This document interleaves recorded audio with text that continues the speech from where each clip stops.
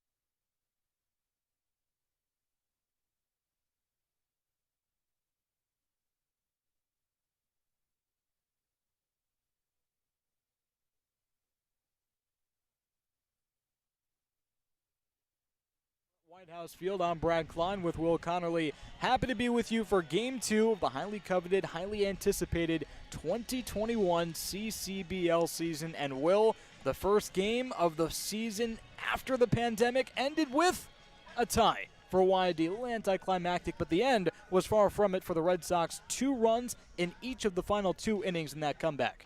It was nice to see YD show some fight. They manufactured a run in the bottom of the second, moved a guy over, got a guy in, but then they weren't able to get much offense going until the final 2 innings when they scored 2 runs in the 7th. Drew Compton with a clutch hit, and then, or in the 8th rather, and then in the 9th, Pascal Ferreras with 2 RBI knock as well, and that came through when you're down 5-3 at that point. They had a lefty who was dealing coming out of the bullpen, Fitzpatrick, but they got to him there in that ninth inning, loading up the bases and getting some runs across. They had more opportunities to walk it off in that one, but fell short. Fell short, but on the Harwich side, they should be so lucky to get a tie. And I know a lot of the American baseball fans, they don't want to hear that draw like the football clubs out there in Liverpool, but Harwich fell badly, 8-1 in the opener to Orleans, and that one run came late. Came in the ninth inning, but really it was just a bullpen explosion at the end. 4 runs in the seventh inning. Harwich looking to get back on track. They are. They only had 5 hits, 2 coming from their freshman from Wake Forest. We'll talk about him later in the broadcast. And they just only got the 1 run in the top of the ninth. A 4 spot, though, in the bottom of the seventh. That put the cherry on top for Orleans, and they get the victory over Harwich in that one, falling 8-1. So you're interested to see how they respond today. When you talk about Cape Cod and attendance yesterday, they get to play in front of their home fans today. That's a big deal. So we go back to the Yarmouth Dentist side, 5-5 tie. 5 was a magic number. 5 errors as well for YD. They overcame that with that late comeback. But talking to head coach Scott Pickler before the game, he said he's really not concerned about the errors. He likes his guys, and he trusts his guys to catch the ball. Swear to God, that's what he said. He did say that. We were both right there. Not going to make something a big deal if it doesn't need to be. If we catch the ball, we win. We're going to catch the ball today. I trust the guys, and that's a crucial part of the game. When you have pitchers go out there, you have earned runs and unearned runs, and 3 unearned runs really put a dagger for the Red Sox yesterday. Just 2 earned runs out of the 5 that were given up, and so those errors didn't just come. Those errors came at very inopportune times when guys were on base. A couple of Baez over at first. You saw uncharacteristic error from Haas. You know he's an all-conference defender, so you know that they are going to get those things right, and it's just the first game. Definitely something to look out for, and that pitching staff that only gave up 2 earned runs, it's led today by Drew Thorpe from Cal Poly. And he's a really good pitcher, has a great changeup. That's his strength, a 6'4", 200-pounder, and he just is a really strong pitcher. Over 90 innings thrown at Cal Poly this past year. He was their number 3 starter, and in his career has started 19 games, 118 innings in his career, 1 complete game, but led the team with 90 1/3 in the 2021 season. It's a big deal, and right now a moment of silence for the fallen commissioner of the CCBL, but we're talking about Harwich and YD about a few minutes away from first pitch here in Game 2 of the CCBL season. We talk about Drew Thorpe from Cal Poly as a changeup-heavy pitcher, but really not the case for Evan Shawver, his counterpart from Cincinnati. He can really dial it up. He really can. The junior from Cincinnati, 6'1", 185, just had a 2.72 earned run average this past year at Cincinnati. Threw the ball very well. Velocity is going to consistently be in the low 90s, and he can bump it up there to the mid-90s as well. So Shawver versus Thorpe, Harwich versus YD. We'll have that for you in a few minutes from White House Field, but for now, we'll step aside. Don't go anywhere. You're listening to YD Red Sox Baseball on the YD Red Sox Baseball Network.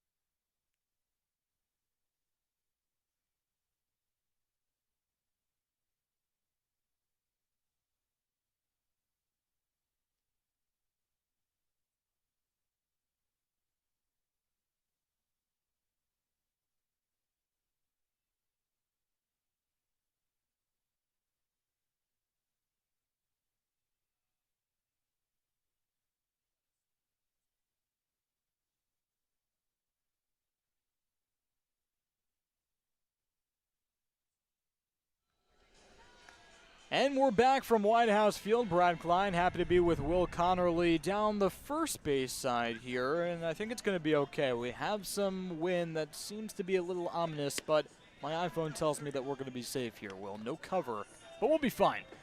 All right, so on the mound, Evan Shaver, like we mentioned before, the southpaw from Cincinnati, flamethrower. He can dial it up to 93 routinely, mid to high 90s on a really good day. Should be a really good game, really good test for lefty Chase Luttrell, who's going to lead off for Yarmouth Dennis, playing first base for the Red Sox today.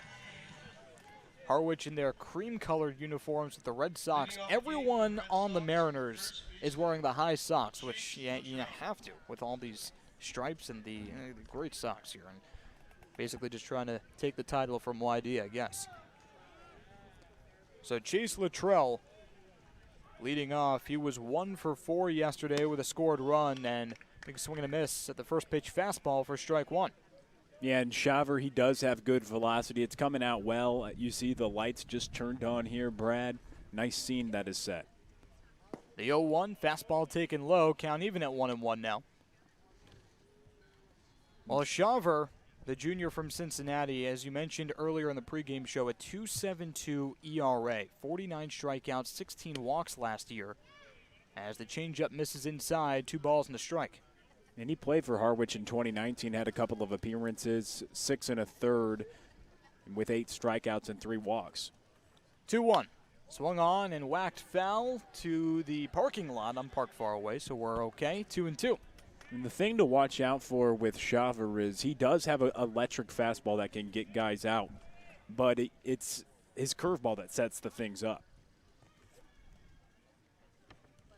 Looks in from the windup, kicks and deals. Luttrell takes the slider low and away, count even in full at 3-2. So that's the first that we've seen of the slider from Shaver.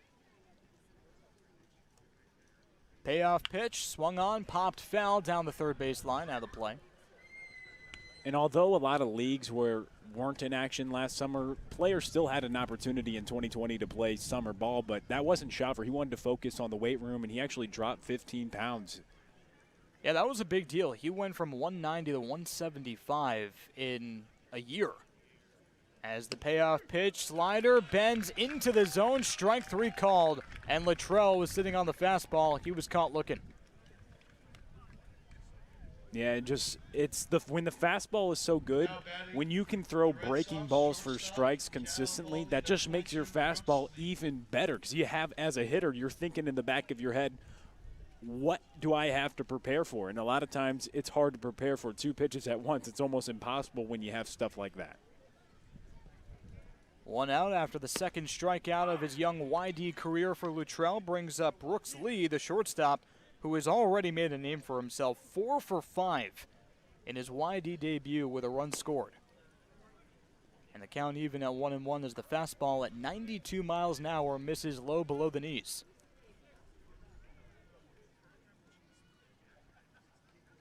The 1-1 to Lee, line back to the screen. And a ball and 2 strikes now to Brooks Lee, the switch hitter. Ample opportunity early on in the CCBL season for Brooks Lee to hit right-handed. He said the hardest part of being a switch hitter is to find reps from the right side box. The 1-2. Swung on and flied out down the right field line, and it is a fair ball. Brooks Lee stops short at first base, and it drops right in front of Kavanaugh. Lee is on with a 1-out single. 5 hits in his first 6 at-bats as a Red Sox, and he's just continuing to produce. 3 hits from the left side, 2 from the right side, and he is very versatile. The switch-hitting shortstop is one of the most highly touted prospects in the entire Cape League, and gets another hit. Well, didn't necessarily square that one up, Brad, but still found a way to get on base. His 4th single of the year, make that 5th single of the year. Pascanel Ferreras had a 2-run single in his last at-bat of the first game, and that was really the biggest hit of the game. It was the tire in the 9th inning, but YD just could not help him out anymore from there and had to settle for the tie, 5-5 with Brewster. No balls in a strike as he swings through the fastball to start the count. Shaver from the stretch deals. Fastball just clips the knees. 0-2 as Ferreras just watches the strike. We talked about how Ferreras had a ton of home runs at Western Carolina, but that at bat in the ninth, full count, 3-2, and he still was able to execute with 2 RBIs on the single.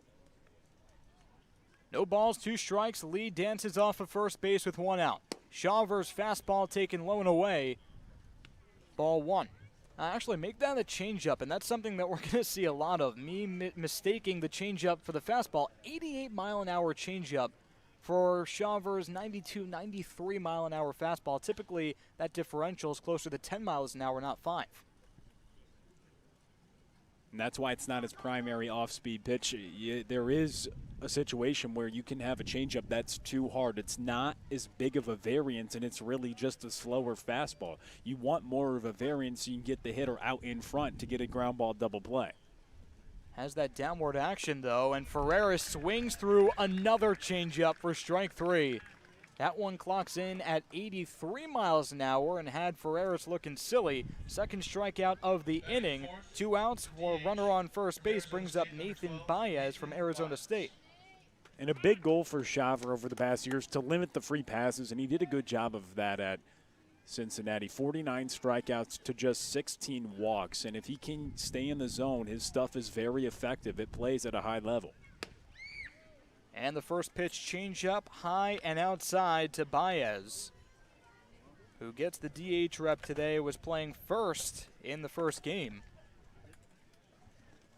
But Baez, the right-handed hitter, the favorable matchup as Lee stares Shaver right in the eye, dancing off first as Baez cracks that one into center field, base hit.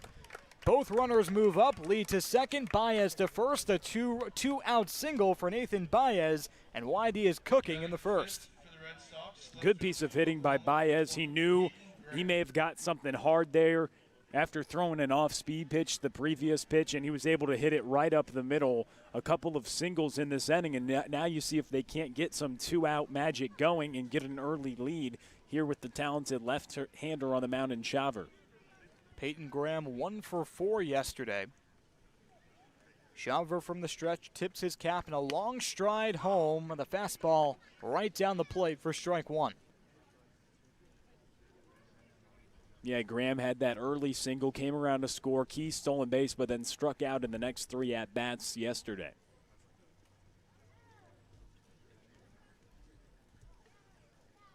Runners on first and second, 2 outs, and the 0-1 to Graham. Bounced low and past Winkle to the backstop. Both runners advance 2 to scoring position with 2 outs for YD. Lee trots over to third and Baez right behind him at second base. And Winkle, the catcher, just could not keep the bouncing fastball in front of him. I mean, as a catcher, a fastball that is spiked, that's the hardest thing to block as a catcher because of the fact that you typically are going down to block breaking balls. But when it's in the dirt, your best chance is trying to scoop it. The 1-1 to Graham. Taken low, Winkle again could not corral it, but actually it goes off the toe of Graham, so the bases are juiced after a hit batsman for Cade Hunter, the catcher from Virginia Tech. A huge opportunity right here now for the Red Sox. Hunter, a left-handed hitter, but the bases loaded, and the command has kind of abandoned Shaver. A couple of pitches in the dirt, and then one that goes and hits Graham. Opportunity now with a couple of runners in scoring position. Hunter was 0 for 3 with an RBI in the first game. And the fastball misses low and away for ball 1. Got the run batted in by just hitting a ground ball to the right side. Getting the job done. You'll see if he can't get the job done here. Interesting to see Hunter in the lineup as a lefty against a lefty starter. Fernando Gonzalez, the catcher, another catcher for YD, is just sitting on the bench. So an opportunity for Hunter, the lefty-lefty.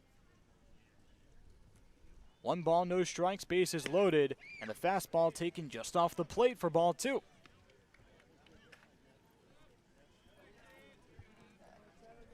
And speaking with Hunter yesterday, he was just so excited to be playing in this league. He was supposed to be playing in the Cape League last year and getting to showcase his talent against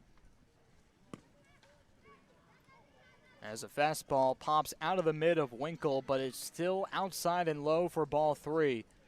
You're right, it was a good conversation with Hunter, and I asked him, hey, Cade, you ever just take a step back and think to yourself, man, I'm playing in the Cape Cod League with all of the the current MLB players coming before me? He said, yeah, it's really a pinch myself moment.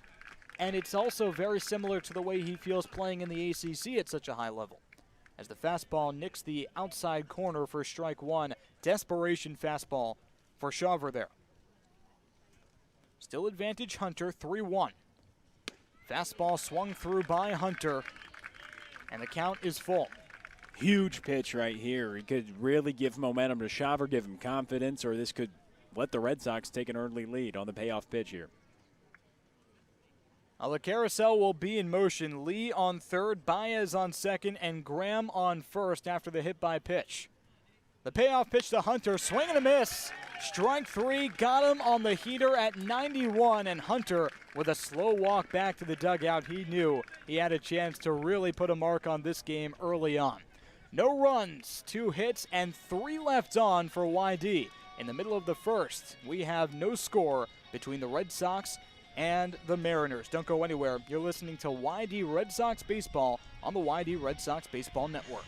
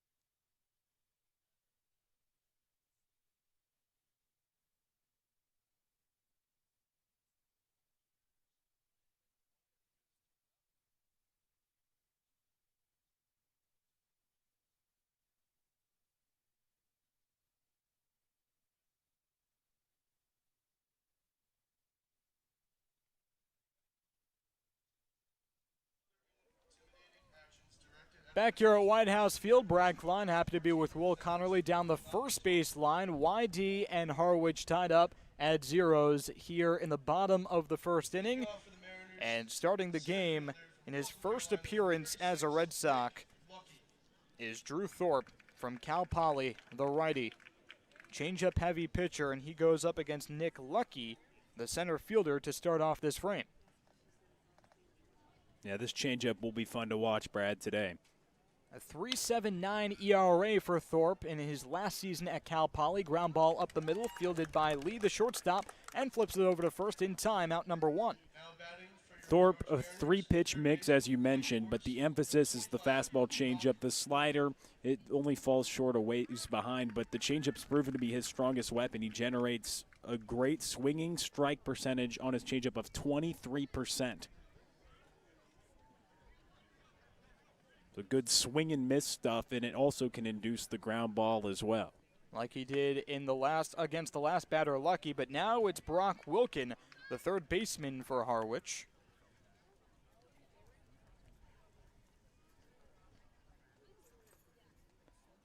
Wilkin hit a home run in both scrimmages for the Mariners, and he skies that one down the left field line way deep and way foul. So the count even at 1-1. And he had 2 of the 5 hits yesterday for Harwich, and both times when they scrimmaged earlier this week, he hit some very long home runs. 2 for 3 yesterday, a single and a double. Also had a strikeout against Orleans, 6'4" freshman from Wake Forest. He broke the freshman home run record at Wake Forest with 17 this past year. Changeup bounces low, 2-1, and Thorpe deals. Fastball taken low at the shins for ball 3. He has some serious power, 17 home runs. The home run that he hit earlier this week at Red Wilson Field, not a big field, but it was halfway up the trees and still going up as it went out. Wilkin takes the fastball just above the knees, down the middle for strike 2. The dimensions certainly a lot deeper here at White House Field. 330 to the corners and then 400 to dead center. 352 in Yarmouth. Payoff pitch, grounded foul, back to the backstop. We'll do it again. Thorpe led Cal Poly with 90 1/3 innings pitched this past year. The 3.79 ERA, like I mentioned before. He was the number 3 starter. A chance to really break through to the top of that rotation with a good summer here, and a fastball taken to the top of the forearm by Wilkin, so he has a free pass. Second hit batsman already today. First for Thorpe.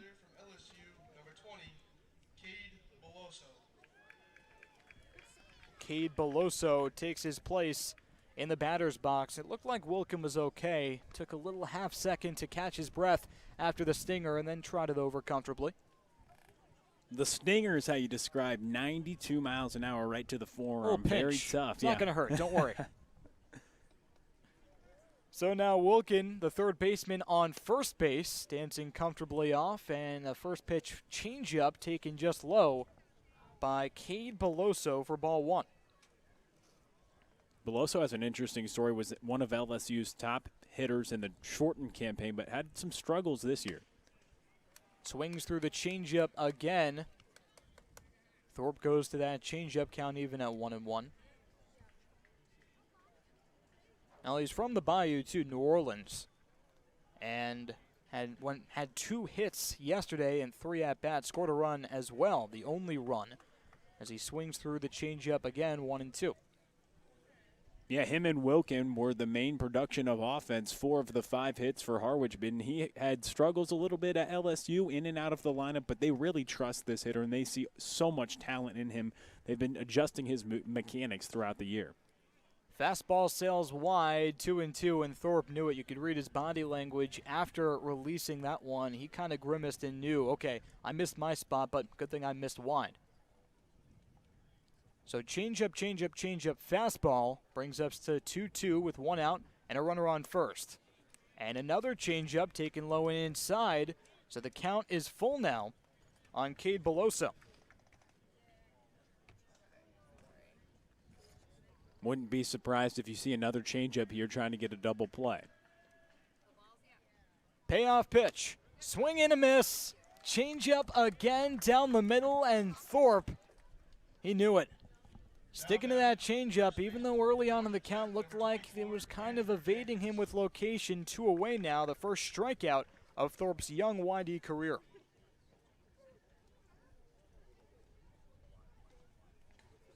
So 2 outs now for Andrew Jenkins, the first baseman.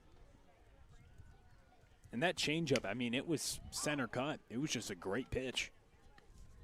Strike 1 taken by Jenkins, the 6-foot freshman from Georgia Tech. He was injured in the shortened 2020 season, only had 4 starts, but really had a good season this past year. Was ranked as a top third baseman in Georgia by Perfect Game, and falls down 0-2 on 2 straight changeups by Thorpe. It's Wilkin on first. He got there after taking a fastball to his left arm with 2 outs. In the bottom of the first, and the fastball sails high, eyebrow high for Jenkins, 1-2. That's the first time that we've seen Thorpe try to elevate that fastball. Elevated well above the zone at 92 miles an hour after getting ahead with 2 changeups. And the 1-2. And a number down the third base line. Ferreris charging, throwing, and the throw is wide. It pulls Luttrell off the bag, and everyone's safe. Well, Kane Luttrell is really an outfielder by day, and tonight playing first base. And in part, you'd have to think that maybe Scott Pickler thought he'd try him at first because he's a lefty.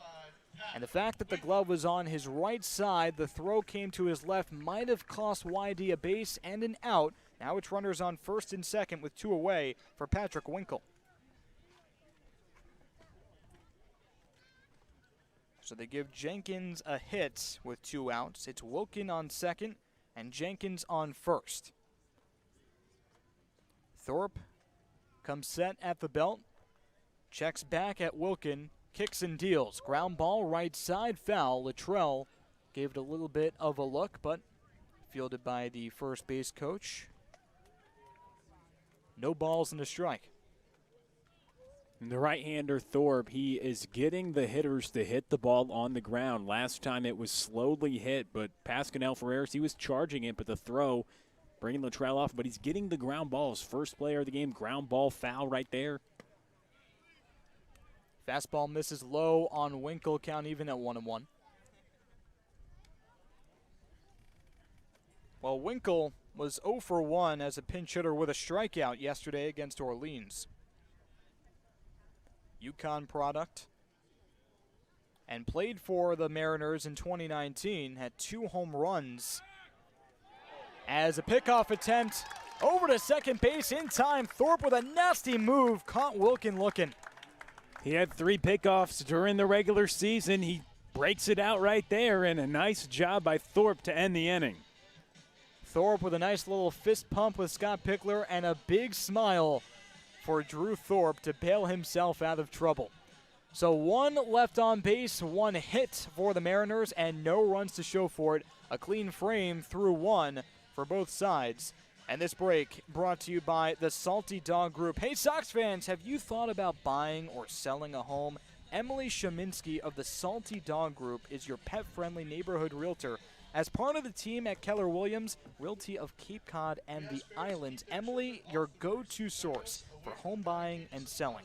Call Emily Sheminsky, 508-221-0196, or visit thesaltydoggroup.kw.com. That's 508-221-0196, or visit thesaltydoggroup.kw.com.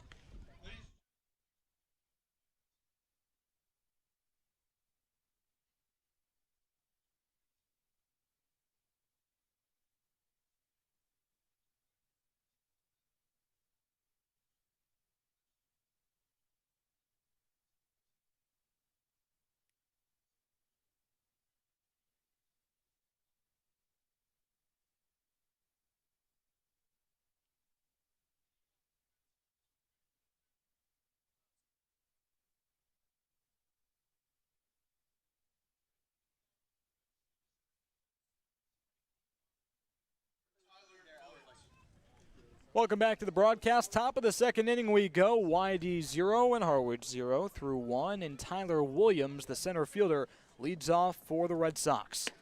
Fastball taken just outside from Stover for ball 1. Williams, good opportunity here to be a leadoff hitter. And when I say that, I mean draw some walks. I know that's something he's trying to work on, draw more free passes, get on base more of the time. Well, Williams, with the bases empty, he's kind of struggled as a foul ball makes it 1-2. He's hit just .206 with the bases empty this past year, and overall yielded .288. So Williams likes those pressure spots. Hit .417 with runners in scoring position. A ball and 2 strikes to Tyler Williams, the Little Rock, Arkansas product. Fastball taken outside and high for ball 2. There might be a problem with the radar gun here at White House Field. That fastball read 146, and the changeup not quite as fast, 83, but doesn't matter. Williams swings through it upstairs for strike 3. Right fielder from the University of Portland, number 7, Riley Knight. Williams said he's really trying to limit those strikeouts, and that cannot taste good. Just trying to get the inning started, but either way, 1 away for Shover, who already has 4 strikeouts. And Briley Knight, the right fielder, takes the first pitch fastball for strike 1 at the knees. Knight came in as a pinch hitter in the 9th inning yesterday, grounded out to second, has a chance again as that one a number to second. Hughes charges the throw over to first, not in time. Good hard 90 right there by Briley Knight. hustling out of the box. Was going to be a tough play by Hughes over at second, but it was Knight who hustled hard and earned himself a base hit. And it was a slow roller. And Knight runs well, but I don't think many people at White House Field thought he'd actually beat that throw, including myself. There was a reason that they pinch ran for Drew Compton yesterday, who was coming off the heels of getting a 2 RBI base knock. So Wyatt Hoffman, the second baseman, pokes it down the right field line, slicing foul on the first pitch fastball from Shawver.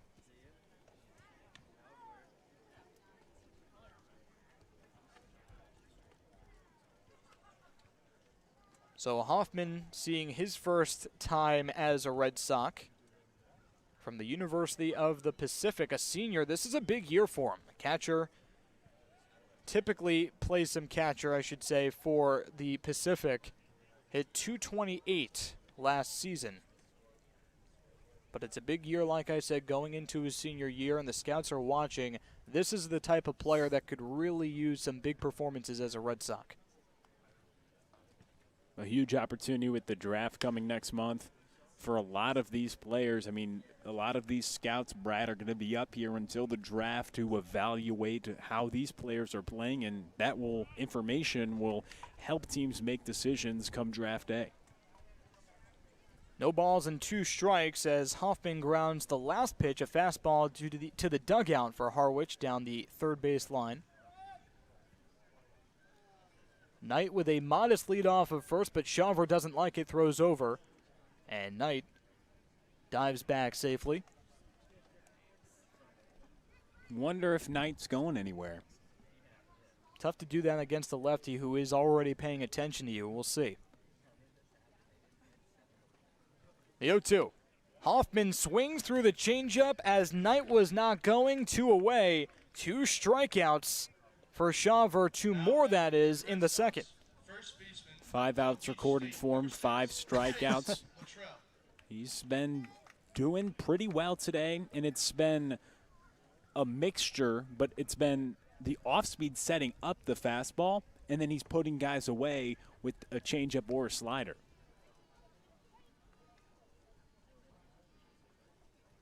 Shawver from the stretch against Luttrell, who he got to strike out to start this game as the leadoff hitter, and another changeup gets Luttrell to chase for strike 1. Now his number 1 goal, as we mentioned before, limiting free bases. Had the 1 hit batsman in the first inning. From there, he's really not given up an inch, and the strikeouts have really been just lethal. He's been, like you mentioned, been striking different Red Sox out in different ways with that pitch mix. Yeah, I mean, the fastball is his go-to pitch, but a changeup and then a slider/slurve hybrid. As a big crack of the bat down the third base line and foul off of the bat of Luttrell. So 2 strikes on Chase Luttrell with 2 outs. Briley Knight still on first base after the single.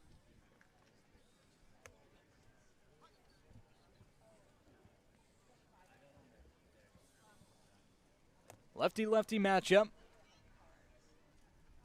Knight squinting off of first, and the changeup bounces in the dirt, and Winkle blocks it with his chest protector.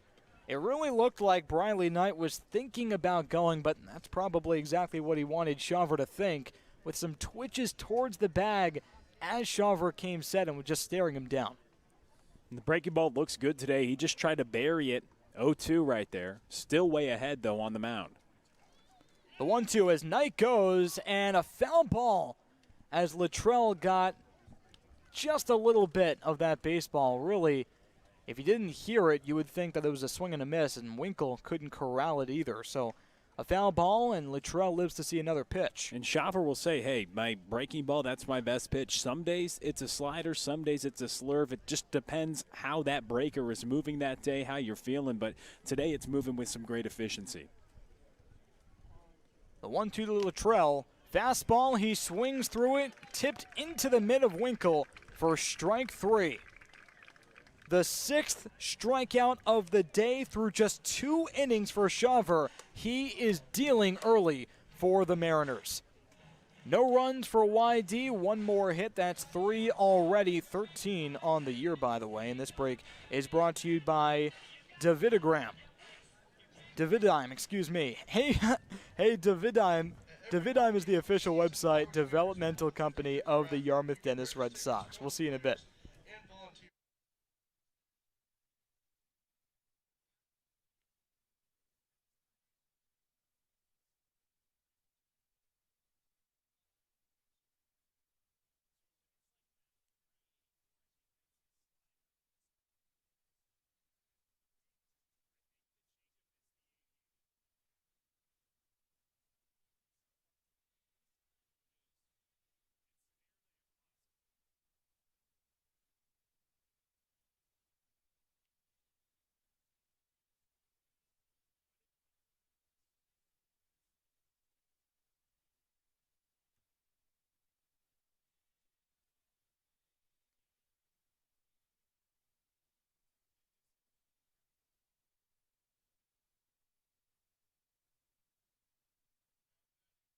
Harwich Mariners, the DH from Pitt. Bottom of the second inning, no score between the Mariners and the Red Sox in Game 2 of the 2021 CCBL season. Brad Klein with Will Connerly.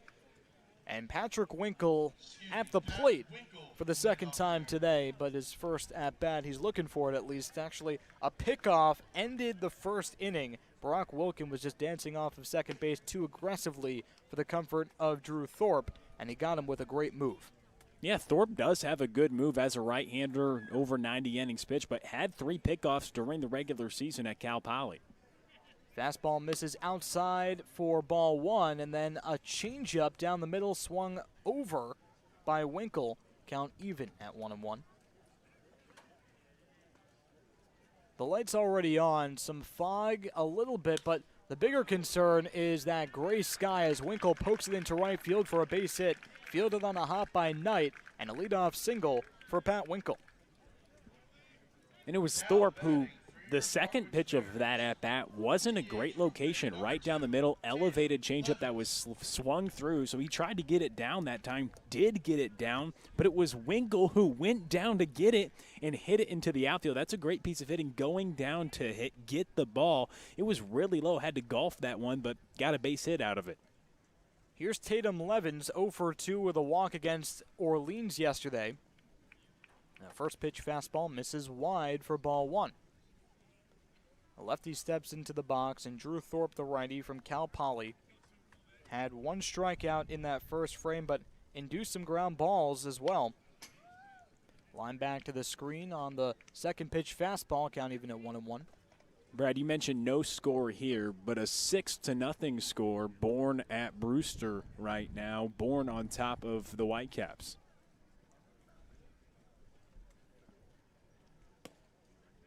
Fastball misses just a little to the right, ball 2. So 3 consecutive fastballs to start Levens out in this count, the DH.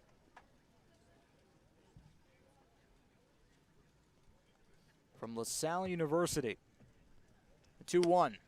Change up, swing and a miss for Levens, 2-2. So it's Winkle, the catcher, on first base. After the single to right field, still no one out. Bottom of the second inning, the 2-2 bounces low, and it's blocked by Hunter. Smothered on the changeup, count is full.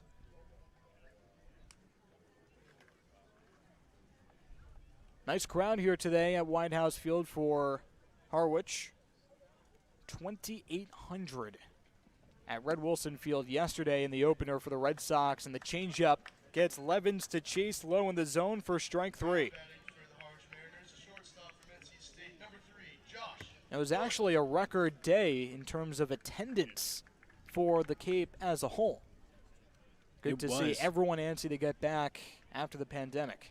Yeah, over 10,000 when you combine all the games that happened, and people were very excited on a Sunday on Father's Day to get active and get back and see some baseball, Brad. They weren't able to see that last year, but the anticipation and having the games begin, it was so great to see, and still looking forward to the rest of the summer on the Cape.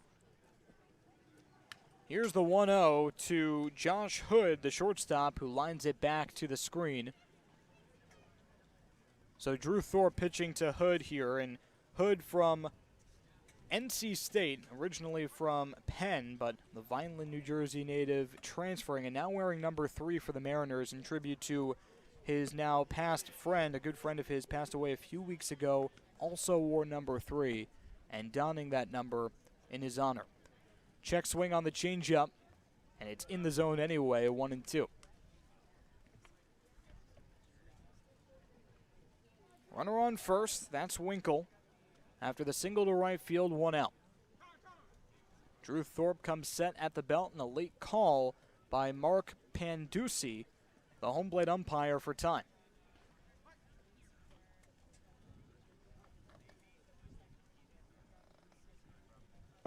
And the 1-2. Breaking ball just misses low. Count even at 2-2 now. If Hood can keep the line moving, Hal Hughes would be next. Yeah, and it was Hood who just wanted to break up that rhythm, got a ball out of it, calling time. Bouncer on the changeup again, and the count is full now. You'll see after he calls that time, it breaks up the pitcher's rhythm, and now he has thrown a couple balls. If a hitter isn't ready, he should step out. Hood was supposed to be in Harwich after 2020, but the pandemic said otherwise. Now in a big spot here. 3-2, 1 out, runner on first. Payoff pitch is lined to left center field, and ranging over is Graham. He can't get there. It drops for a base hit. A 1-out single advances Winkle to second, and Hood is on first. Now batting for the Harwich Mariners. That's 3 base knocks in the last 4 batters that Thorpe has faced. Allowed a hit to Jenkins, Winkle, and now Hood. Had that pickoff to end the first, but Harwich is now starting to put the lumber on the ball. We'll see if he can't dig in here. First base hit of his Cape career. And Press Kavanaugh, the right fielder, at the dish with a runner on first and second, 1 out. Thorpe deals, and the changeup making him look silly. A little half speed. It looked like almost a check swing that he could not hold, and actually went all the way to his left shoulder. The righty pretty much just swinging there. Yeah, fooled right there. Hughes kind of helping him out. If he laid off easily, a ball well in the dirt. Kavanaugh was 0 for 1 pinch hitter in the 9th inning yesterday. Fastball bounces, actually a changeup bounces to the chest protector of Hunter. And that was a crucial stop because it landed really short, probably about 5 feet before home plate, and Hunter was still able to stop it and keep the runners on first and second.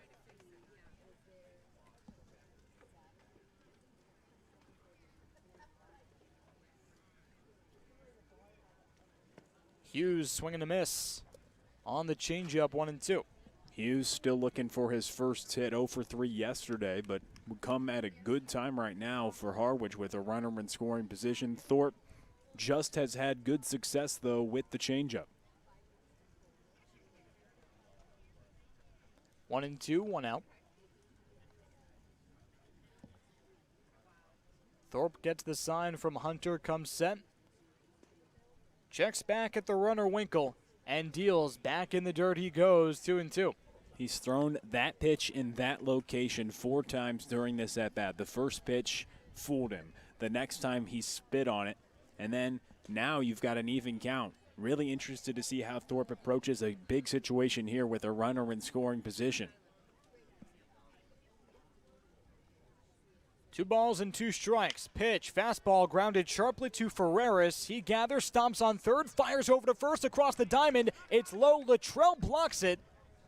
But the double play is failed as Ferreras gets the force, and it's going to be runners on first and second as Hood advances to second, and Hughes is safe at first base. A huge play right there by Ferreras.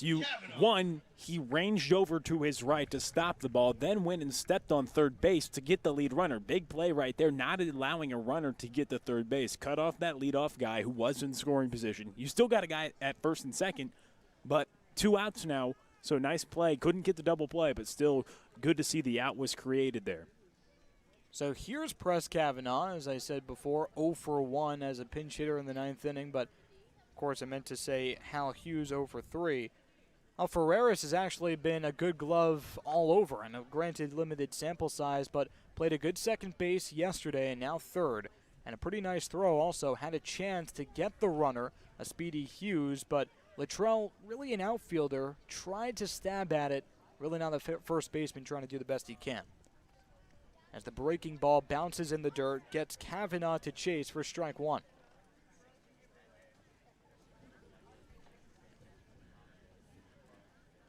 It's Hood at second and Hughes at first with 2 outs in the bottom of the 2nd inning. No score between the Red Sox and the Mariners. Fastball just misses outside for ball 1.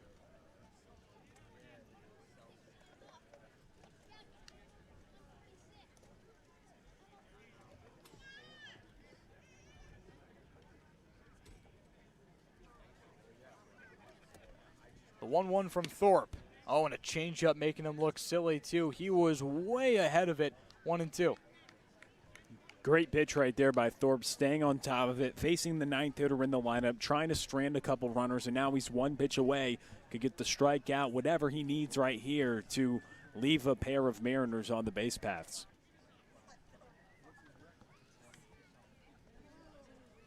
Hood on second, Hughes on first, 2 outs. Thorpe deals. The 1-2 popped up to the right side of the infield. Hoffman is under it. He makes the catch. Side retired. Well, no runs, 2 left, and 2 hits for the Mariners. At the end of 2, it's YD 0 and the Mariners 0. You're listening to YD Baseball on the YD Baseball Network.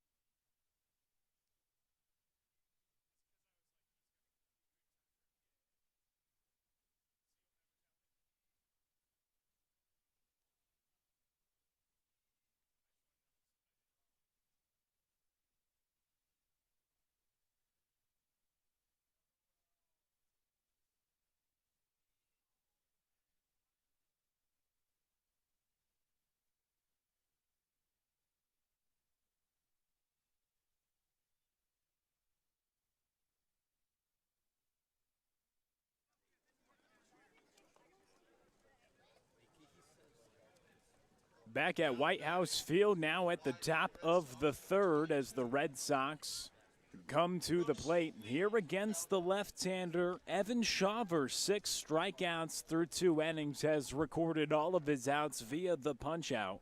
His stuff really working well today. Showcasing a fastball in the low 90s, but also locating his breaking ball and having the hitters off balance early in this one. Brooks Lee swinging on this 1-0 pitch over to right field. Under it and retiring Lee is Kavanaugh. Lee got a single in his first at-bat and now is 4 for 6 on the young season so far, but is retired, and that now brings up Pascal Ferreras here in the top of the 3rd. No score. Will Connerly alongside Brad Klein. It's been a nice game here under the lights right now at White House Field. Road game today after the home opener yesterday, which brought a great crowd at Red Wilson Field as that pitch from the southpaw's in there for a strike against Ferreras, who's hitting 3rd today. And that changeup is located for a strike as well. So an 0-2 count here to Pascal Ferreras, who's hitting in the 3-hole today. He was the cleanup hitter yesterday. They bumped Brooks Lee up to hit 2nd in the lineup. As the fastball up and away on 0-2 is out of the strike zone. Make the count 1 ball and 2 strikes with 1 out. Each team has 3 hits. No score, though, here in the top of the 3rd. And Ferreris lays off right there. He's 2 for 5 so far on the season. Had a big at-bat in the bottom of the 9th yesterday when he drove in 2 runs to tie the game. The 2-2 pitch from Shaver is in there for a strike. The breaking ball bends into the strike zone, and that's another punch out, the 7th K for the southpaw. Yeah, and Ferreris not happy with himself there. He knew it, and that's the 2nd strikeout of the day for Ferreris after such a great game. He wants to be aggressive, but when you get a backwards K in the book, it's such a missed opportunity. And Cincinnati really has the strong left-hander, 7 strikeouts so far, and that pitch is in there for a strike as well. The changeup caught the outer portion of the strike zone. As the designated hitter Nathan Baez is at the plate. Had a single last time up. That pitch is upstairs. Brooks Lee, Nathan Baez, and Briley Knight have the base knocks today for the Red Sox. 2 outs and the 1-1 pitch. Make it 2-1 as the changeup was spiked. 2 balls and a strike. Nobody on here. First 2 hitters have been retired in the top of the 3rd.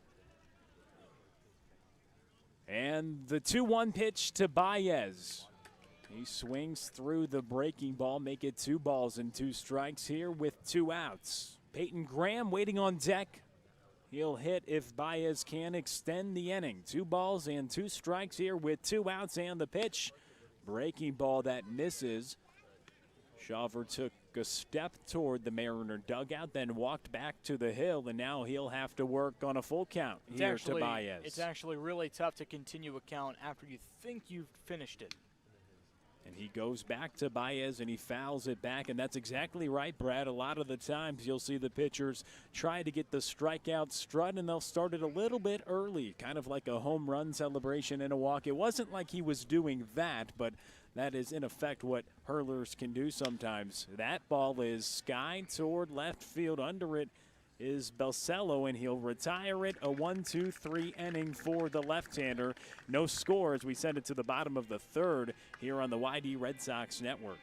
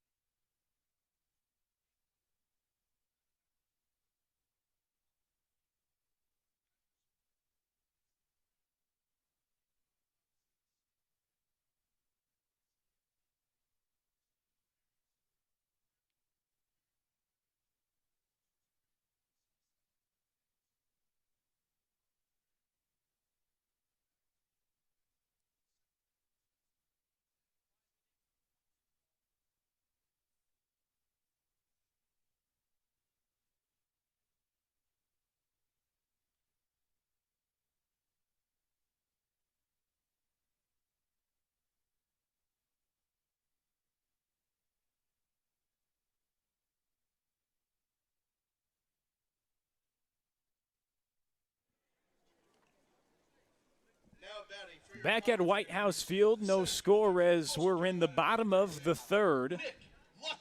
Nick Lucky, Brock Wilkin, and Cade Belloso is up at the plate. 2 up here in the bottom of the 3rd. The right-hander still on the mound, Drew Thorpe for the Red Sox.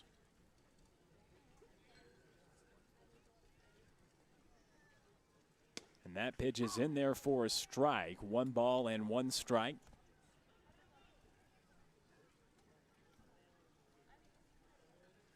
47 pitches so far for Thorpe. And he has a strike once again to Lucky, who grounded out on the first pitch that he saw to lead off the bottom of the first for Harwich. Playing center field today. This is the top of the order that Thorpe is facing here in the third. And he pokes it over to Ferreras at third, quickly throws it over to Luttrell at first, and that's a ground out, 1 out recorded here in the bottom of the third. The third baseman from Wake Forest, number 25, Brock Wilkin.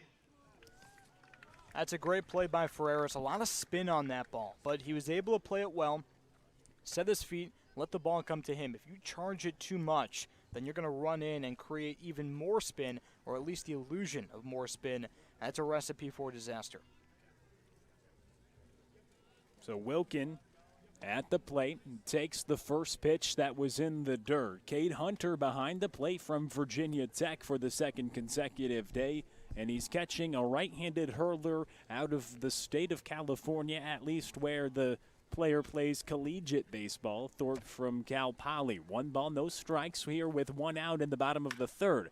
That ball is swung on and skied towards center field. Williams is under it, and he'll catch it. It hung in the air for a while as Wilkin nearly got to second base by the time it got to the leather of Williams, but 2 outs. It's actually a really good read by Williams. It's his first start in center field as a Red Sox, his first appearance defensively, and actually, there is some wind, especially up there at altitude, so he was able to pinpoint it really well off the bat, and a great play by Tyler Williams. Beloso now at the plate. Cade Beloso, the left fielder, struck out swinging last time at the plate. Him takes a strike, an off-speed pitch that caught the strike zone. The first pitch of the at-bat here in the bottom of the third. No score. 2 outs, and an 0-1 pitch to Beloso is missed up and away. Beloso 2 for 3 on the season. Had a few hits yesterday. And swings on this one, and it's behind Brooks Lee. Got over his head, and a little bloop single to the outfield for Beloso. His 3rd hit of the season, and first one today as he reaches base with 2 outs in the bottom of the third.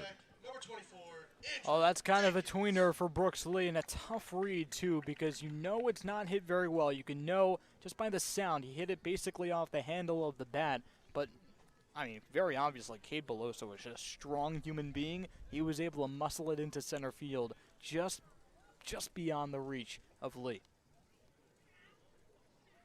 And the first pitch from Thorpe here to Andrew Jenkins, the first baseman for Harwich, is spiked for a ball. 1 ball, no strikes.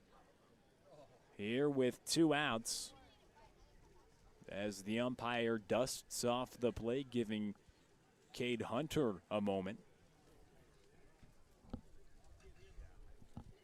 The umpires and catchers have great relationships, and whenever a catcher or an umpire, sometimes they get nicked with the ball, and typically sometimes it can be in locations that you'd rather not get hit in.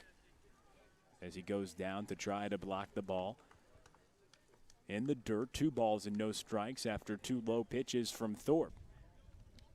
And sometimes, Brad, you could be an octave or 2 higher if it can hit you in a location that you wouldn't like, and I think that was the case there. But he wasn't shaken up too bad as that foul ball is into the dugout. Is that how you describe it? That's how I just described it. Yes, there. it is. An octave or 2 higher. Okay. But after the foul ball from Jenkins, he singled last time at the plate. He hits it to the right side, and a 2-hit day for Jenkins. Here with 2 outs, a couple runners aboard, back-to-back 2-out singles, and it brings up Patrick Winkle, who also had a single last time he was at the plate. That's the 5th hit for Harwich. Make it 6th hit for the Mariners as the lefty Patrick Winkle comes to the plate. He's doing the catching today. Beloso at second, Jenkins at first, and Winkle at the plate.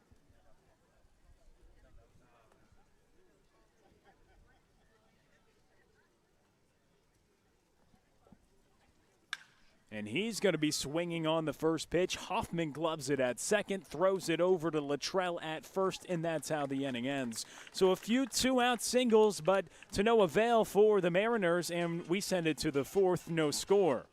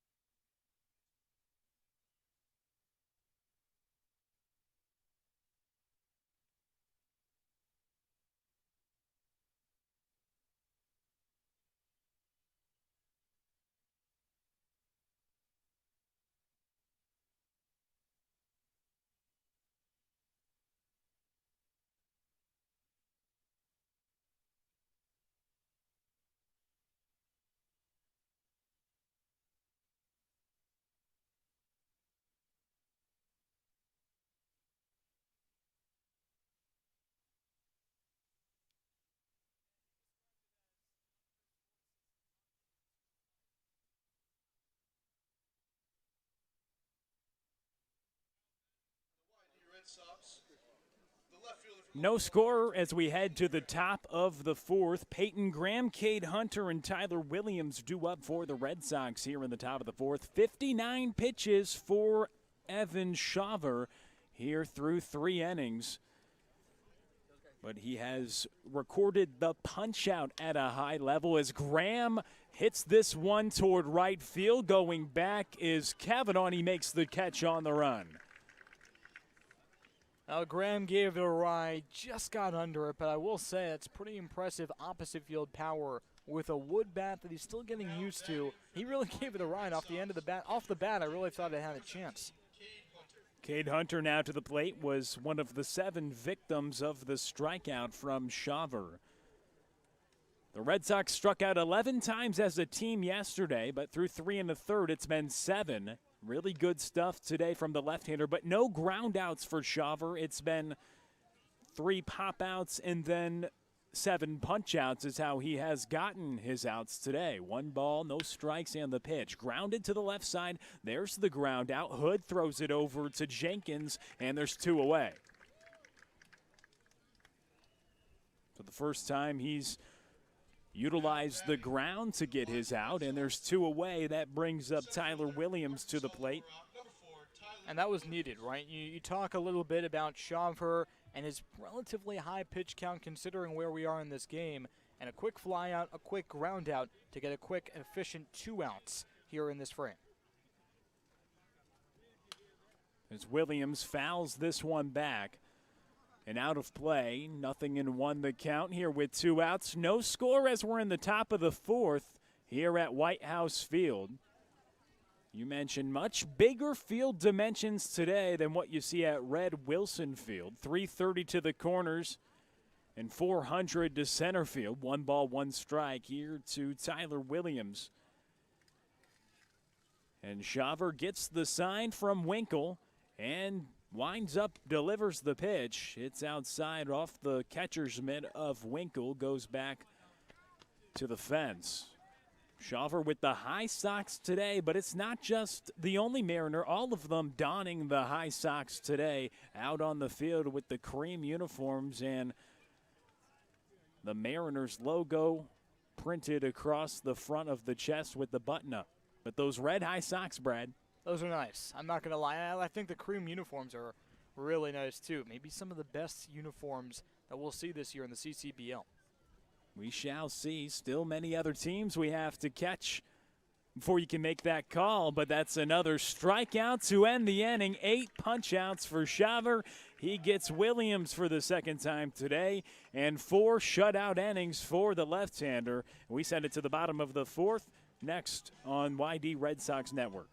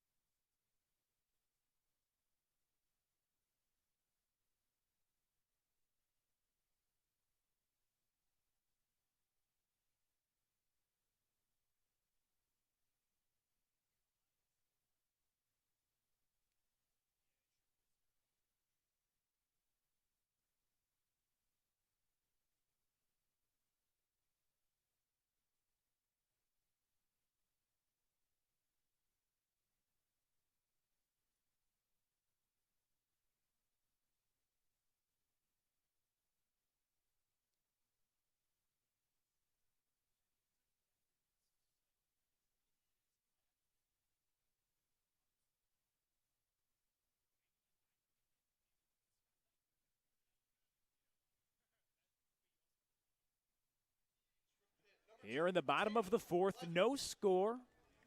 I'm happy to be alongside Brad Klein. I'm Will Connerly in Cape Cod baseball today. The Harwich Mariners and Yarmouth Dennis Red Sox. Here in the bottom of the 4th, though, no score. As Thorpe gets the strike. Back out on the mound for his 4th inning of work, facing Tatum Levens, Josh Hood, and Hal Hughes here in the bottom of the 4th with the Mariners at the plate here at White House Field as that pitch misses for a ball, 1 strike. The designated hitter Levens struck out swinging last time at the plate. He takes a healthy hack but swings through the changeup from Thorpe on that one. 1 strikes.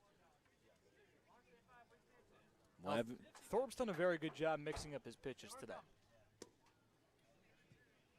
Mixing and matching, has thrown 3 scoreless so far, and he's worked around base runners, Brad. You mentioned 2 left on in every inning thus far for the Mariners.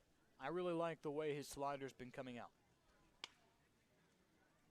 And the changeup comes out there, hits off the end of the bat of Levens.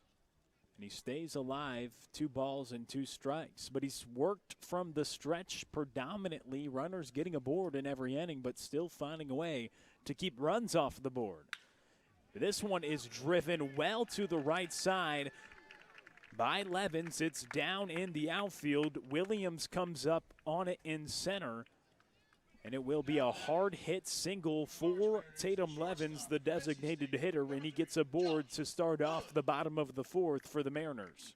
It's a great cutoff by Williams to avoid extra bases there. Early on in this inning, you don't want to fall behind if you're Thorpe, and it's kind of a motif here at this point for Thorpe that he's going to be throwing from the stretch in the 4th inning, as he's done pretty much the entire game.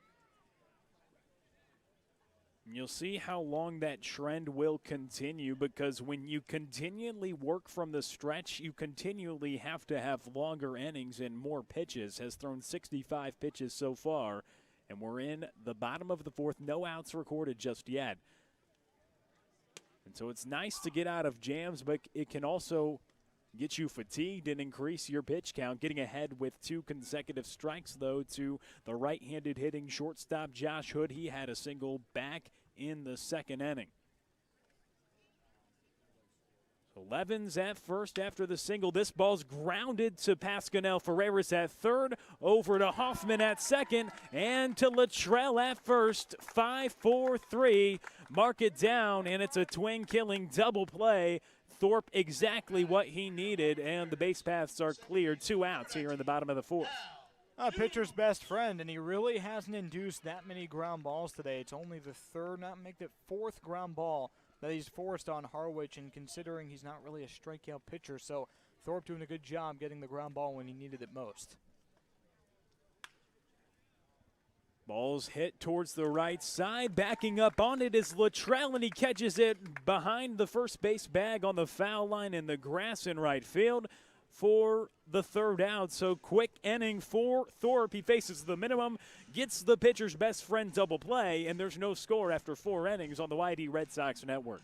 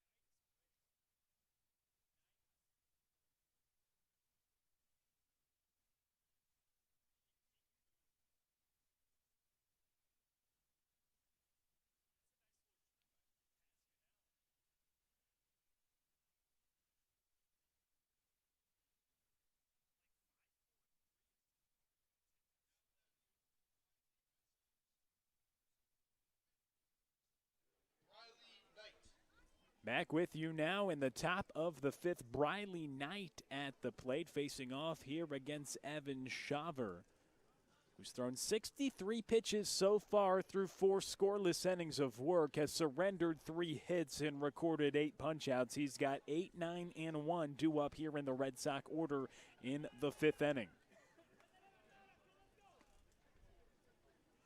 And that's going to be a bunt. Sky toward Shaver. He runs off the mound and catches it, approaching second base just off the infield grass, right on the edge of it toward the infield dirt. A quick play to jump off the mound and go catch that bunt. The attempt was trying to go on the ground, but popped up the bunt attempt, and Shaver was able to go back and get it on the move for the first out here in the top of the 5th. And that's very much a hands-on-your-hips move for Scott Pickler, because he did not flash bunt to Briley Knight. That's just a speedster leading off the inning, saying, okay, I want to get on base however I can. Let's make it happen. And it was far from that. Wyatt Hoffman now at the plate. Struck out swinging back in the 2nd. That's a strike in there on an off-speed pitch to Hoffman.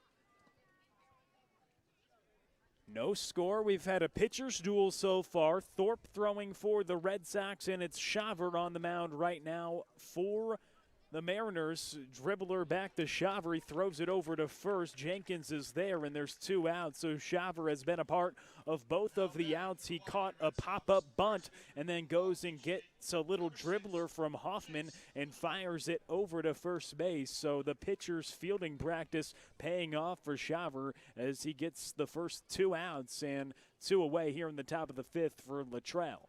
And expect Luttrell to be very aggressive. 2 strikeouts already. Chip on his shoulder, a guy that doesn't strike out that often.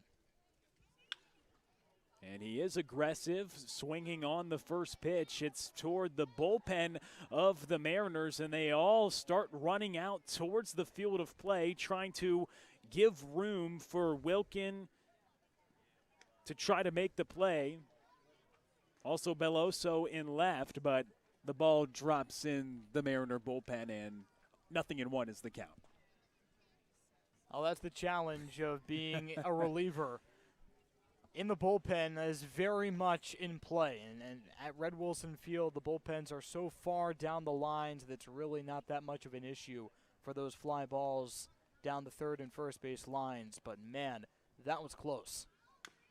That's one of the challenges of being a reliever, is that ball's grounded over to the right side. Another challenge, you're sitting there, walk.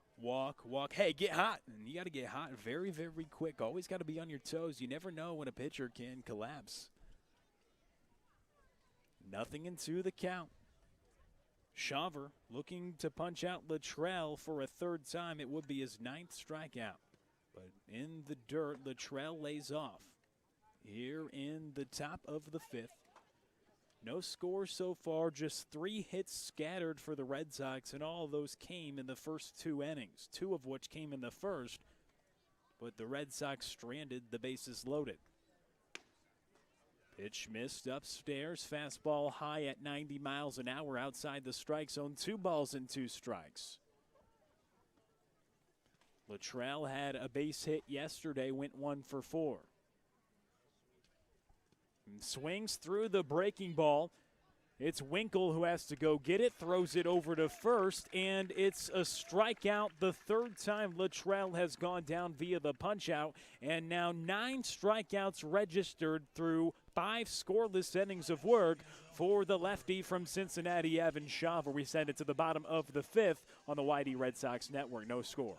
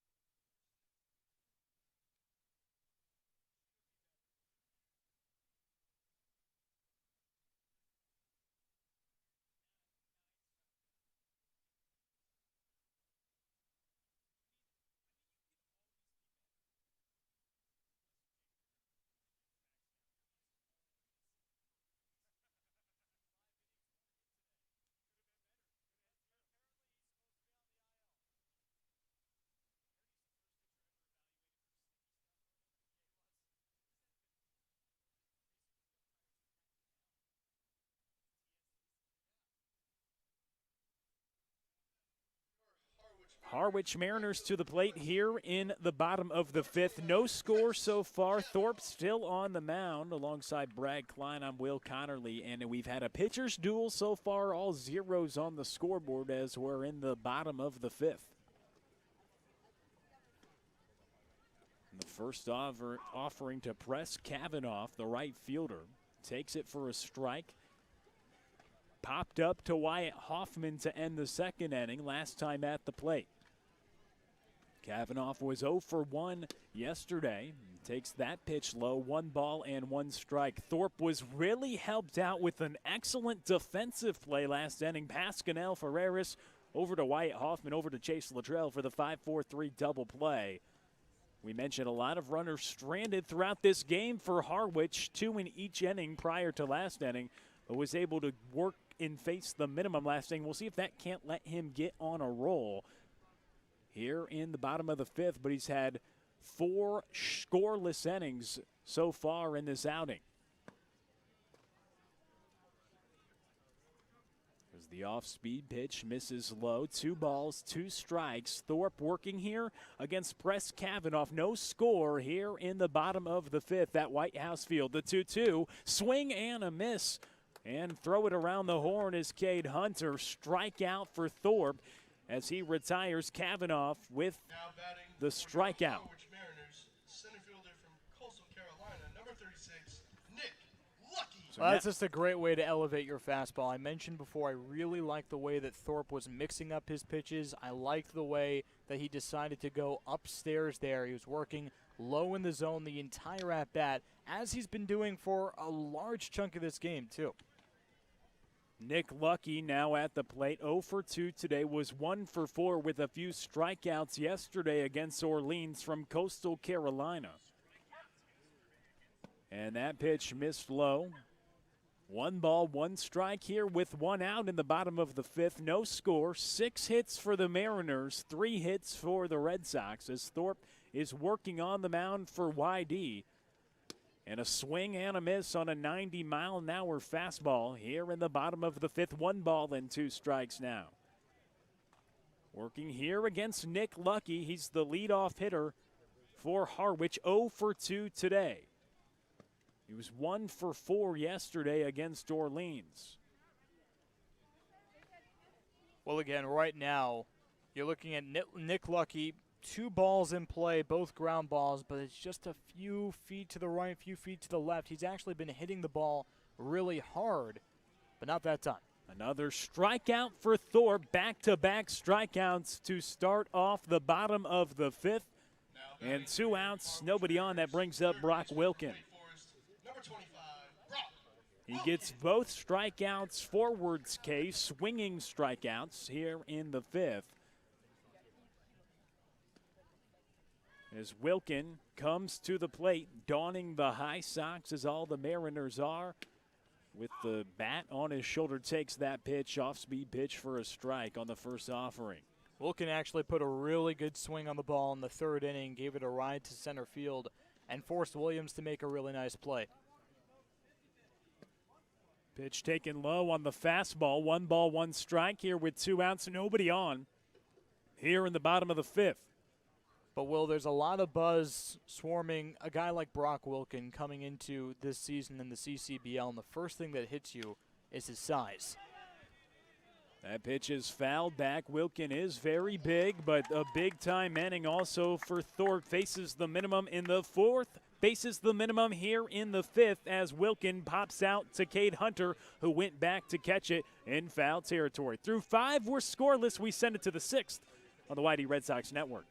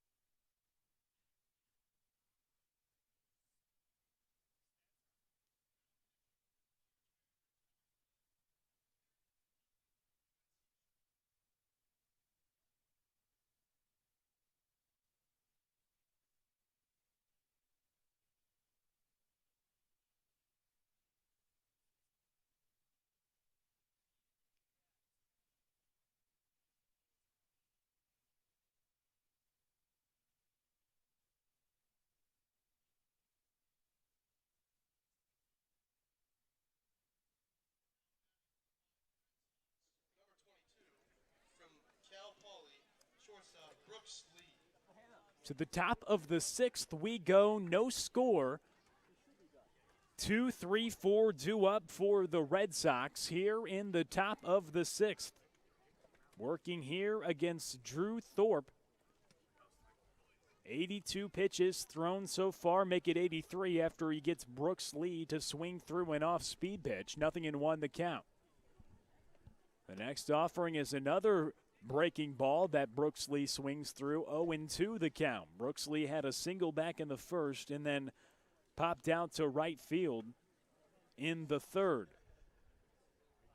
Had a 4-hit performance yesterday.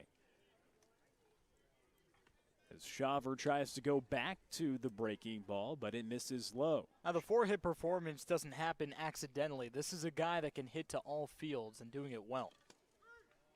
But strike 3, Brooks Lee is rung up. That doesn't happen often. In over 200 at-bats, just struck out about 20 times this season, but rung up right there on the paint from Shaver, and now he has double digits. That's his 10th strikeout recorded today.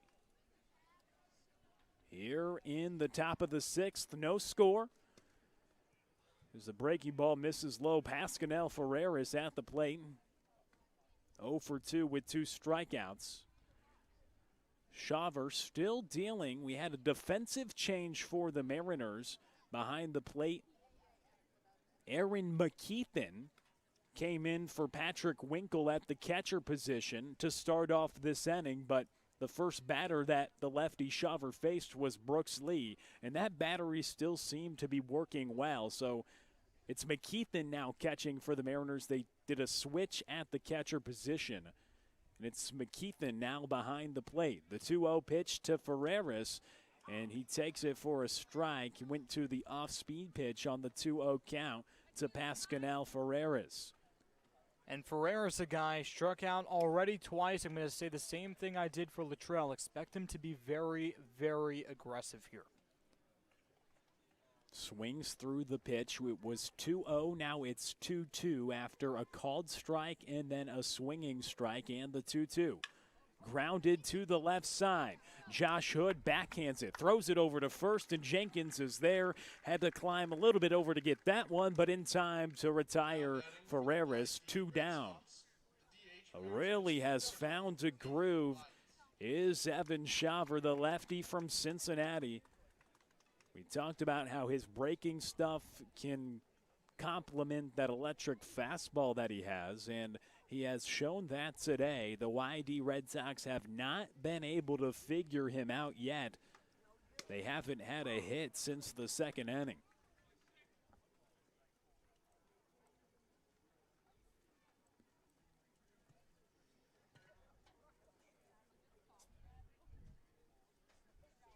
The 0-1 pitch from the lefty is up and away. 1 ball and 1 strike as Nathan Baez, the designated hitter, is at the plate. Singled in the first and then flew out in the third.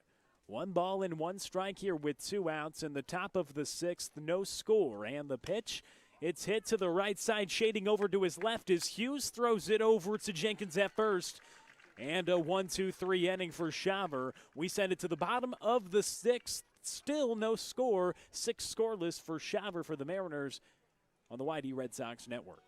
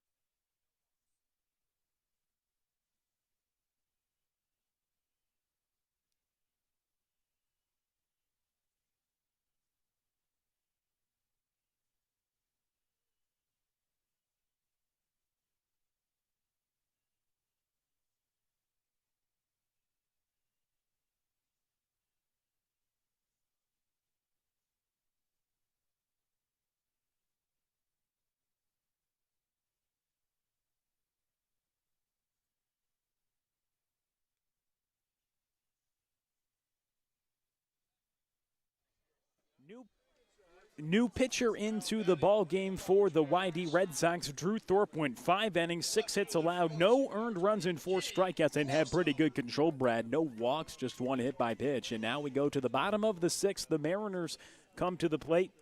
Beloso, Jenkins, and Winkle due up. The new hurler on the mound, Zach Franklin from Western Carolina, a right-hander, 6'2", 205. 53 career appearances, 140 innings tossed for Western Carolina. And the right-hander misses high with his first pitch here to the left-handed. Franklin, 9. Been in score, but it's a call to the bullpen for the. Here to Jenkins, who's 2 for 2 today after an 0 for 5 performance yesterday. And the offering, swing and a miss. And so that is strike 3. A nice job by Franklin on the 89-mile-an-hour fastball on the outside corner for strike 3, a swing and a miss. And that brings up. It would have been Patrick Winkle's spot, but last inning we had that defensive substitution, and McKeithen now to the plate, who came in for Winkle.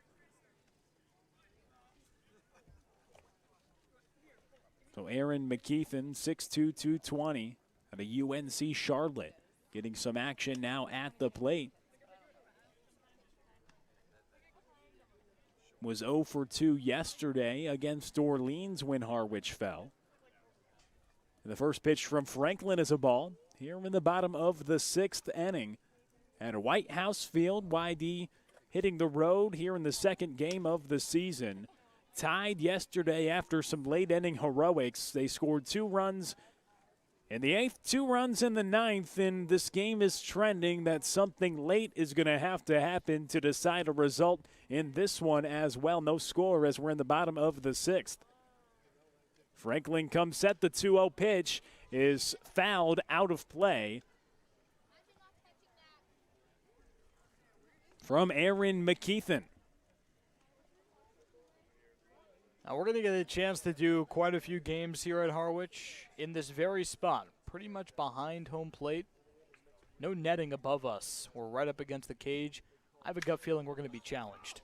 McKeithen hits it to right field, running in on it, but it drops in front of Briley Knight, so it's going to be a single. Briley Knight had to travel a long way. It was right by the right field line, but it drops down, and the 7th hit today for Harwich as it drops on the right field line. Nothing you can really do about that placement of the hit. Drops in, and now runners on first and second with just 1 out here in the bottom of the 6th. It actually reminds me a little bit of Brooks Lee's single earlier in the game. Kind of a number down the line. You're not sure if it's going to be fair or foul, but it's trouble either way, and it just drops in favor of Harwich right there. So now this is what happens when you walk the leadoff runner. Now you give yourself with 1 more mistake, first and second, 1 out, and Franklin really needs to dial it down.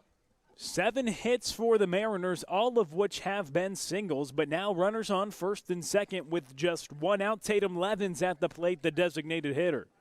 Franklin with the pitch in there for a strike, so 0-1 the count, 89 miles an hour on that pitch from Franklin, the right-hander out of Western Carolina. Marion, North Carolina, his hometown. Coming out of the bullpen after a masterful performance from Thorpe, 5 shutout innings and scattered 6 hits. As that ball is fouled away. And if you're the YD Red Sox, at least in the front part of the rotation, you've seen good outings from Luis Ramirez yesterday, and then Thorpe followed with a solid starting pitching performance as well. And of course, when you're playing 6 games in a 7-day span consistently, you're really going to want to have quality outings out of the starting pitchers. The 0-2 pitch here to Tatum Levens is fouled away. He's fighting that fastball. He tried to climb the ladder, but Levens was able to foul it off and stay alive. Well, Franklin elevated the fastball, and I like the decision there on 0-2, or on 0-1 rather. With runners on first and second, you want to be a little aggressive on the perimeter of the zone and try to make him chase, because a little bloop we've already seen could be trouble. The 0-2 pitch here to Tatum Levens after he takes a peek on the runner Belloso, at second base. Belloso at second and McKeithen at first. Runners on first and second with just one away. It's Levens, the designated hitter, who singled last time he was at the plate, but then was cut off the base paths after the double play was induced. And that ball is skied toward right field. Coming back on it is Briley Knight. Now coming in on it, he gloves it, but tagging up over is Belloso. But he is gunned down. What a throw from Briley Knight. He fires it up, and Belloso is meat at third base, and that's how the inning ends. So a big-time play as Belloso was trying to tag up, but it's Briley Knight who puts it on the money to Pascal Ferreras, and we still have no score. Franklin works out of the jam. Briley Knight comes up with a big-time play. Pascal Ferreras puts on the tag to get Belloso out, and we're through 6, no score. Brad Klein will tell you about the final innings next on the YD Red Sox Network.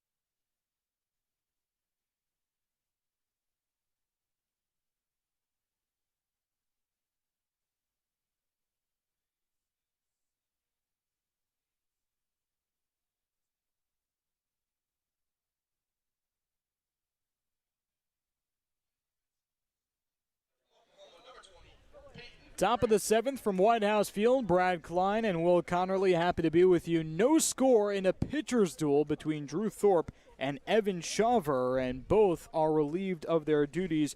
Evan Shaver, the Cincinnati Bearcat, with 10 strikeouts over 6 scoreless innings, an absolute gem, and on to relieve him is his Cincinnati teammate, Bo Keithley, the righty.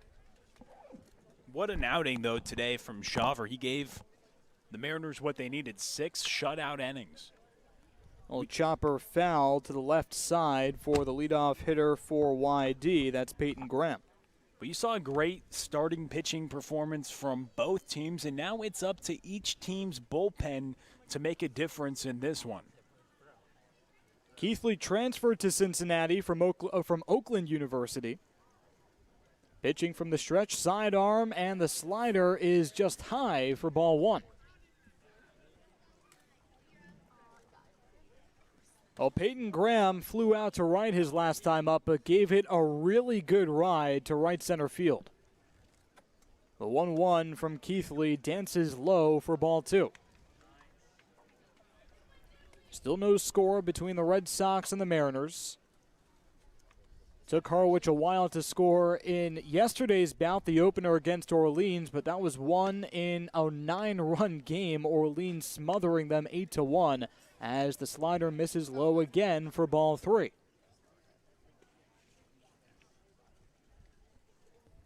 Keithley working from the stretch with no one on. 3-1 is nubbed to center field. That falls for a base hit. Leadoff single for Peyton Graham, his first of the day. And YD is cooking in the 7th. His first of the day, second of the season, but also that's the first hit for the Red Sox since the second inning, Brad. They're so glad, it was probably music to their ears, that they saw no more Shaver after he had 10 strikeouts through 6 and just surrendered 3 hits. So Cade Hunter, the lefty from Virginia Tech, at the dish, with the speedy Peyton Graham dancing off first base, not going, and the slider, or rather fastball, up in the zone for ball 1. You mentioned has that speed, did have that stolen base yesterday.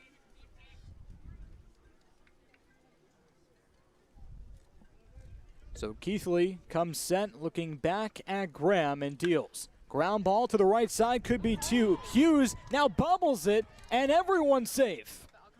Errors were crucial yesterday, which led to the demise of the Red Sox.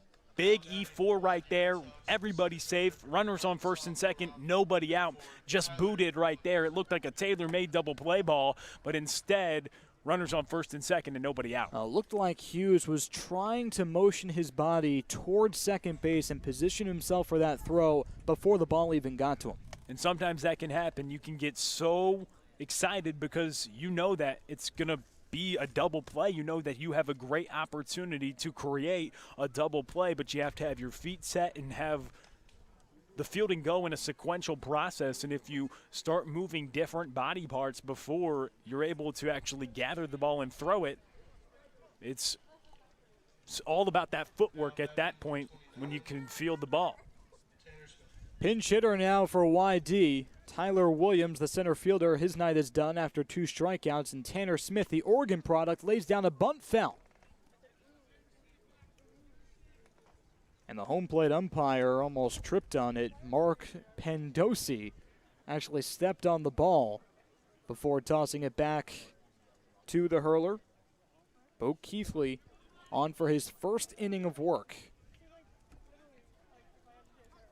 Out of the bullpen, relieving his Cincinnati teammate Shaver, who was absolutely precious with 10 strikeouts. Another bunt attempt from Tanner Smith, and that one is foul as well. So you're in the top of the 7th, no score. You got runners on first and second. Premier bunt situation. Get the guys to second and third. You bring in the pinch hitter to do that, the lefty, but hasn't been able to execute on it the last 2 pitches, now with 2 strikes. No score between YD and Harwich. Graham on second, Hunter on first after the error by Hughes at second. And the 0-2 taken off the plate. The slider missed. 1-2 the count.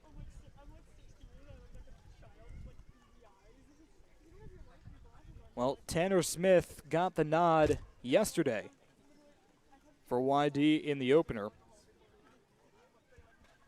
Went 0 for 4 with a run scored, though.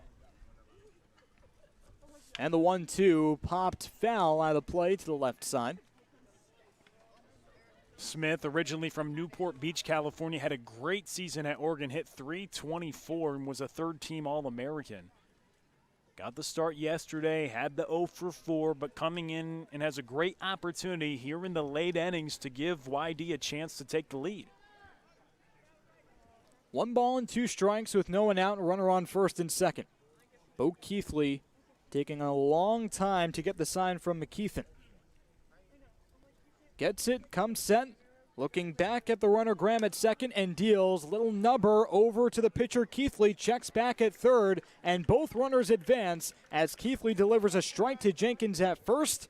Tanner Smith is thrown out at first, and essentially a bunt is what Smith was trying to do. It works the same. Ground out to the pitcher, runners in scoring position with 1 out for Briley Knight. Yeah, the 1-3, but it works as that sacrifice, which exactly what he was trying to do. The first 2 pitches, fouled it off, but that's what you want now. Runners on second and third, and now just get the job done. A ground ball can give YD the lead. Briley Knight hit .247 in this in 2021, this past season. And a first pitch changeup misses off the plate for ball 1 from Bo Keithley. Big spot here. Mariners bringing the infield in, so you want that sacrifice fly. That's what can bring a run in. Any way to get a job done here for Knight in the late innings. Graham on third, Hunter on second. A bunt attempt is foul. Well, Peyton Graham was sprinting towards home. Yep.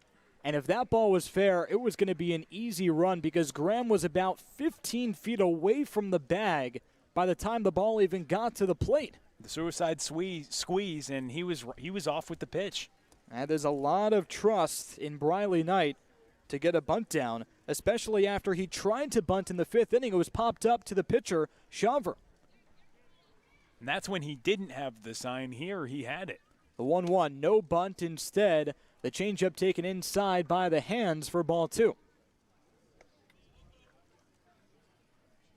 And that's a spot where any way you can get this run in, you're desperate to take the lead. You want to give it off to your bullpen with a lead and close it out.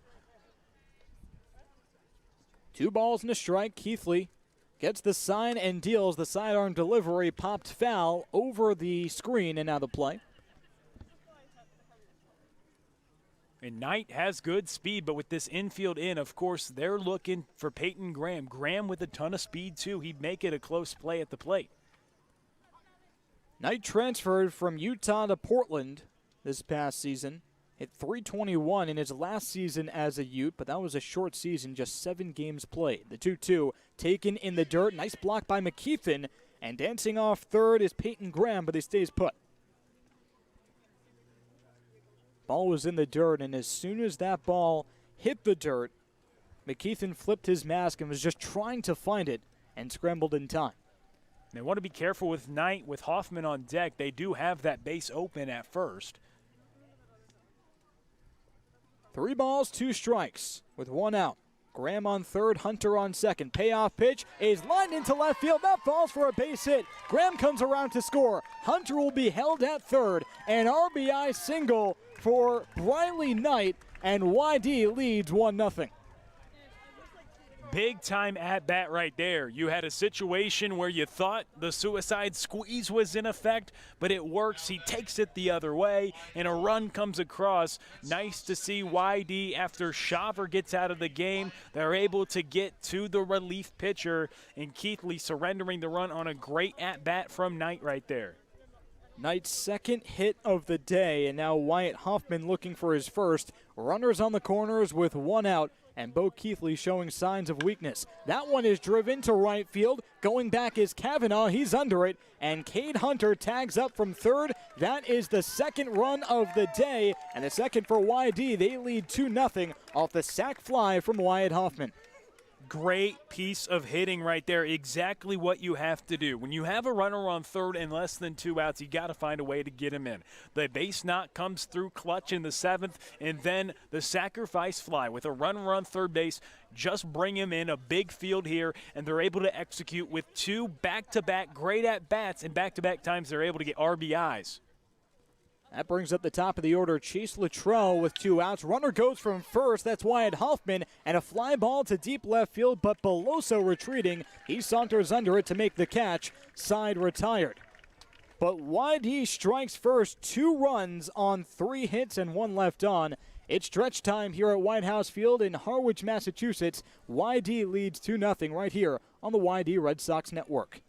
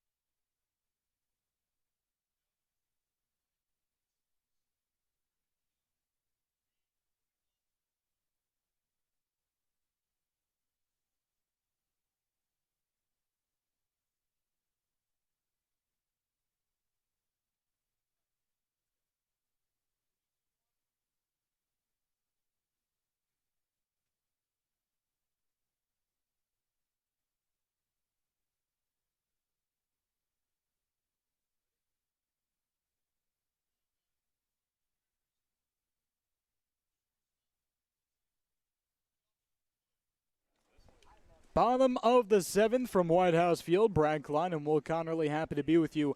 YD leads Harwich 2-0 after a 2-run 7th. A sac fly by Cade Hunter and an RBI single from Peyton Graham. And now YD goes to a new arm. It's Reed McLaughlin from BYU. And two quick breaking balls in the dirt, chased by the shortstop Josh Hood.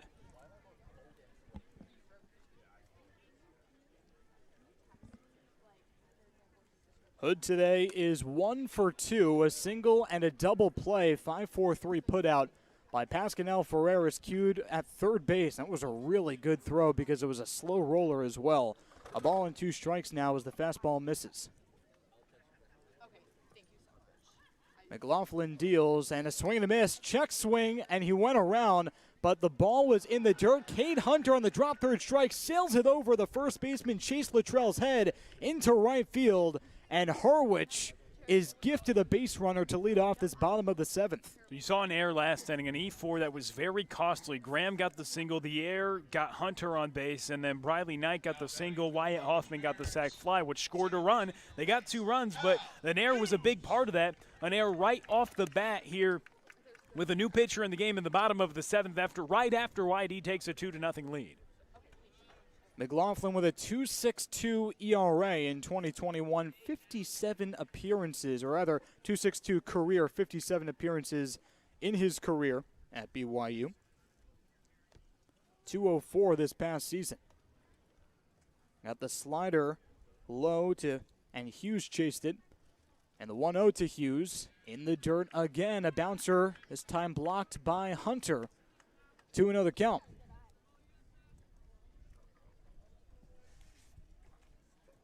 So Hal Hughes is 0 for 2 today.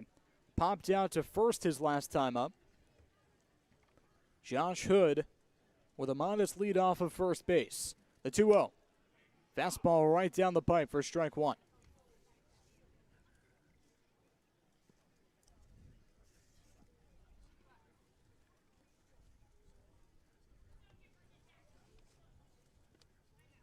McLaughlin working from the stretch with a runner on first, no one out. YD leads 2-0. A ground ball up the middle, could be 2. Lee Fields on a hop over to second. On to first in time, double play. Wow, that was fantastic. Incredible job by the YD defense today. That's the second time they've turned incredible double plays. You saw it with Pascal Ferreras earlier in the game at third, but right there, Brooks Lee, he has to come in and charge that ball, flip it over to Hoffman, despite double plays for the middle infielders are all about chemistry. They barely have any right now, and working together just in the second game of the year, really first because Hoffman wasn't at second yesterday, and they turned a great double play right there. And I'll tell you what, typically we call the double play the pitcher's best friend, but right now you have to look at it as the catcher's best friend. Cade Hunter is off the hook now after that error. Cost YD a base runner to start this bottom half of the 7th, and that base runner now erased by Brooks Lee. 2 great defensive plays by the Red Sox in the last 2 innings. You have Briley Knight, who throws out a runner at third base to end the inning, getting Zach Franklin, who had the free pass to start the inning, off the hook. And then you have Hunter with the air, and then a great double play to turn it up there. 2 double plays, and then 1 double play, 2 double plays on the infield, and another in the outfield from Briley Knight. 3 today turned by the Red Sox. It's great to see the defense has been very sharp, and that's what Coach Pickler talked about, Brad. We're going to catch the ball today. 2 balls and a strike now with 2 outs, and McLaughlin dials it up high on the fastball for ball 3. You think we're going to catch a ball? That's going to happen eventually? Me and you? Yeah. At least once. When we do, I really hope I'm doing play-by-play for it. That one's popped up, and this is all made up, by the way. This has not actually happened, but as in reality, McLaughlin delivers a strike down the middle for strike 2, count is full with 2 outs. I want it to be, ball is popped up mile high. It's under me. I make the catch for a foul ball. And what would you score that? I would star it in my scorebook. Doesn't matter. Take it home. Say, I caught this ball.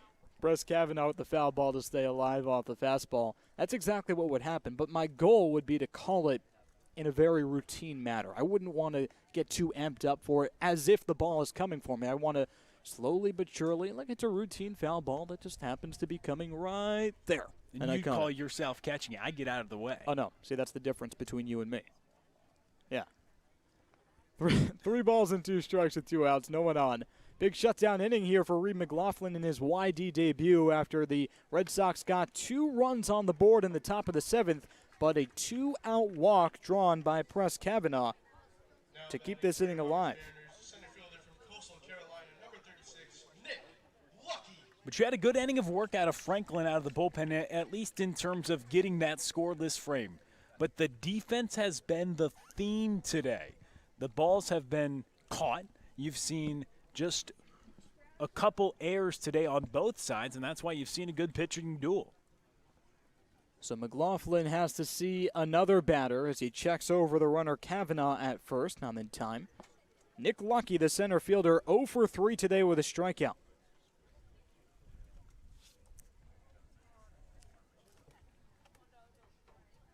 McLaughlin from Scottsdale, Arizona, kicks and deals, and the curveball bends the outside half of the plate for strike 1.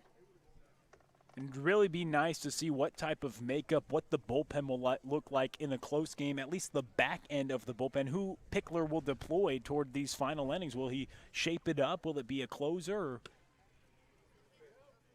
Hefty swing and a miss by Lucky there on the second pitch fastball for strike 2.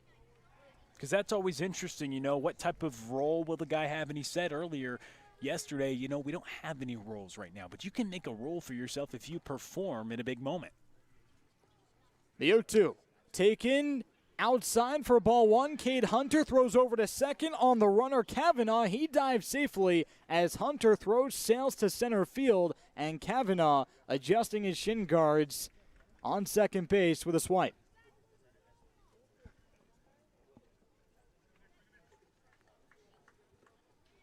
So that's the second throw this inning that has gotten away from Cade Hunter, and in a way, it actually seemed like a broken play because Brooks Lee, the shortstop, was late to the spot like he was once upon a time yesterday for one of the stolen base attempts where ultimately he was able to cut off the throw, but Hunter's throw was supposed to go into center field, and Lee was not quite at the bag in time to cover, but he was there to cut it off.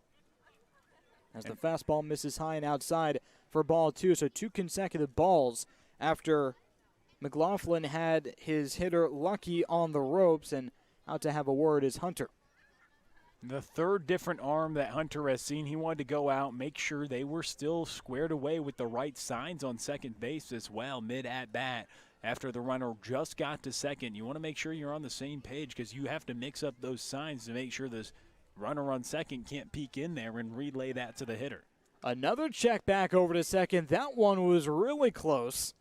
McLaughlin with a pretty nice move there, but it actually looked like Kavanaugh was caught sitting and watching his third base coach for a sign before he realized, oh, wait, ball's coming my way. That's exactly what Thorpe did earlier in this game, catching a runner at second base with the pickoff. And McLaughlin still staring down the runner Kavanaugh at second base. He steps off. Doesn't want to give up an inch to the speedy right fielder Kavanaugh. Already stole second base on his own merit. Even though Hunter's throw went to center field, looked like it might have been late anyway. 2 balls, 2 strikes, 2 outs, runner on second. YD leads 2-0. 2-2 is sliced foul out of play down the left field line into a sea of Mariner fans. Everyone looks to be okay. Price you have to pay for some record crowds in the CCBL. A lot of people to shuffle around in Rubik's Cube out of the way when a ball comes their way. So we'll do it again at 2-2 to Nick Lucky, the center fielder. And time is called by the umpire. But it also offers as a souvenir opportunity for fans as well. And they can go home with one of the Cape Cod Baseball League balls, of course, free admission at all the games, and come out and try to catch one if you're a fan listening now. Lucky swings and misses through the fastball, 90 miles an hour, side retired. Reed McLaughlin in his YD debut strands a pair, and at the end of 7, it's the Red Sox 2 and the Mariners nothing, heading to the 8th, YD with the advantage.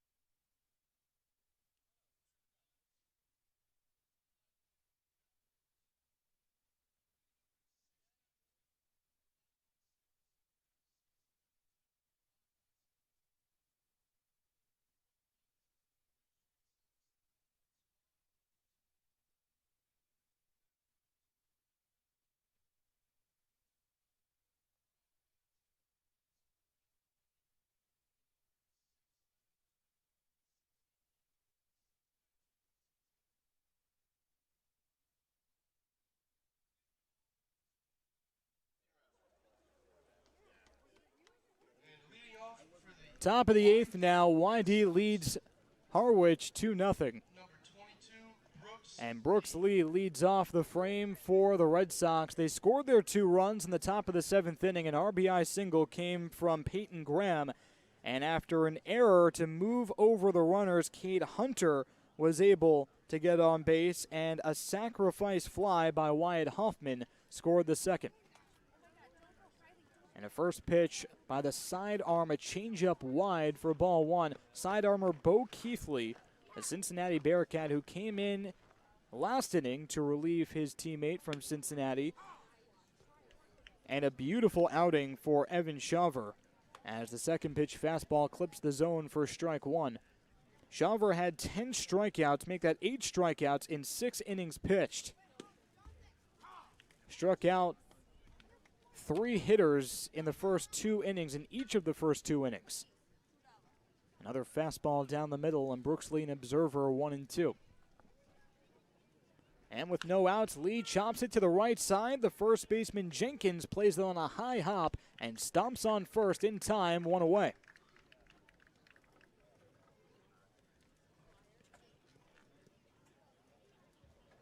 So an unassisted ground out brings up Pascal Ferreras, 0 for 3 with 2 strikeouts today. Third baseman from Western Carolina, number 5, Pascal Ferreras. Yeah, he did have a struggle. He did have a struggle against the starter Shaver. Kind of carved him up throughout that process. Now seeing a new arm, we'll see if he can have some success. And Ferreras on the first pitch fastball, watching it sail wide for ball 1.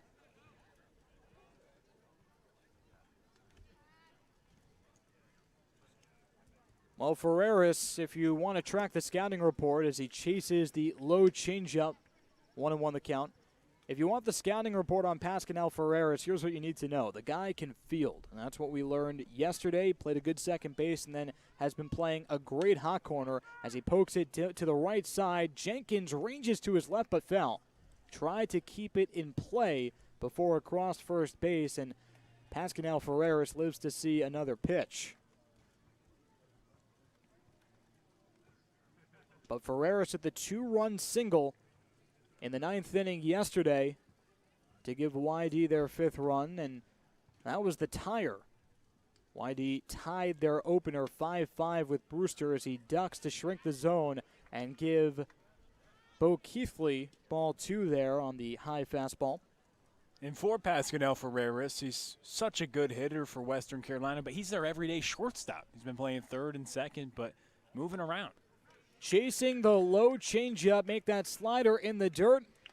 And the catcher McKeithen throws over to first on the drop third strike, 2 away. Now batting for the YD Red Sox. But Brad, it's been the late magic for YD once again, and right now you'd think Briley Knight, player of the game, had the double play out in the outfield to end a threat and also with an RBI. Brings up Nathan Baez, who singled in the first, flew out in the third, and grounded out in the 6th inning. Baez with the bases empty, 2 away, and YD leads 2-0. First pitch changeup on the inner half for strike 1.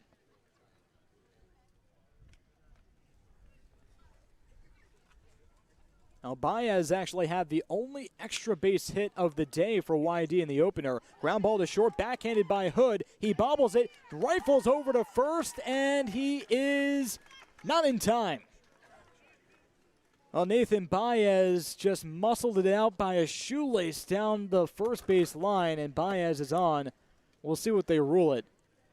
But it would have been a really nice play because Hood, the shortstop, had to backhand it.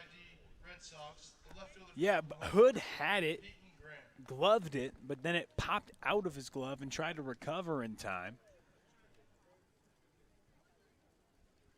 Well, either way, Baez will take it as a 2-out base runner for Peyton Graham, who singled his last time up. And they do call it a single. I think it's the right call because, again, it would have been a really extraordinary play by the shortstop Hood as a first pitch fastball is taken by Peyton Graham for strike 1.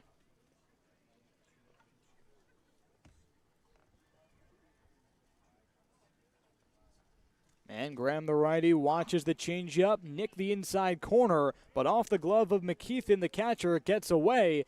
And the base runner advances. Nathan Baez on second base with 2 gone. In the top of the 8th inning, YD still leads 2-0, but an 0-2 hole for Peyton Graham, the left fielder. Yeah, Winkle was the starting catcher, but now McKeithen has been catching for a couple innings now, but he's had a few balls scoot away from him, and that allowed Baez to advance, and now a pinch runner. Hunter Haas now going to be running at second base. Haas gives YD a lot more speed, looking to pad some insurance here in the 8th inning. No balls, 2 strikes to Peyton Graham. Checked his swing at the changeup, and it's out for ball 1. Gives YD a sure chance for somebody to score once he advanced to second on a base hit. Haas from Arizona State dancing off second base. Bo Keithley not paying much attention to him as he strides to the bag, or rather to the plate, for ball 2. Yeah, Baez from Arizona State as well, but he'll gladly let his teammate motor around the base paths for him. Tuned to the count with 2 outs, runner on second, top of the 8th. YD leads by 2. And a foul ball off the end of the bat for Peyton Graham, and it deflected off the knee pad of McKeithen. He's okay. And we'll do it again. Well, much like an earlier at-bat for Brooks Lee, Peyton Graham got just a little bit of that baseball, but we'll call it a defensive swing to stay alive. Have to do anything you can to stay alive in those situations, and trying to make Keithley work harder and not going down without a fight. The 2-2 as the runner goes. That one driven to left field on the ground. Base hit it goes. Hunter Haas rounds third. He comes around to score. An RBI single comes for Peyton Graham, and YD leads by 3, top of the 8th inning. Third time that Graham has been on base today. Second hit of the day, gets the run driven in. Haas was off with the pitch. He easily scored at home, and now some more insurance for the Red Sox, leading 3-0.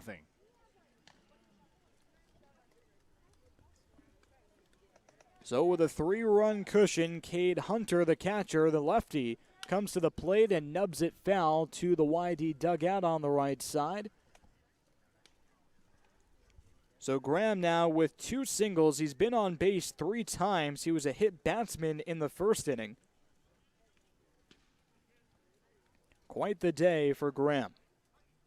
Hunter, on the other end, has only been on base once, and it came on an error by the second baseman Hughes as Graham dives back safely on the throwover by Keithley.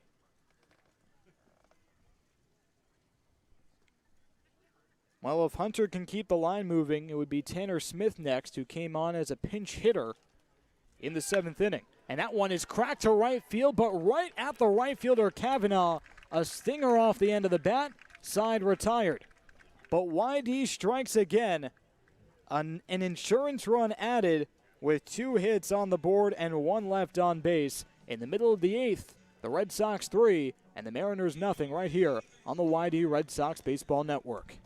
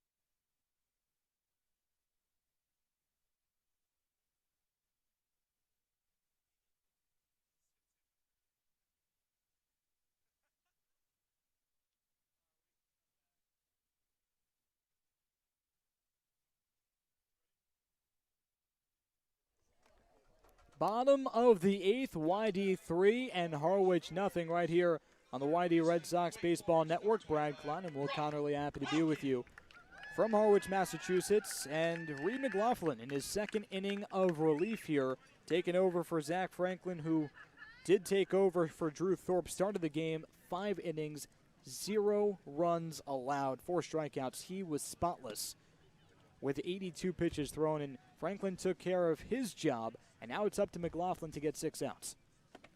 Definitely up to him to do just that. Had a good inning of work last time with a couple strikeouts last inning, back out for another inning of work.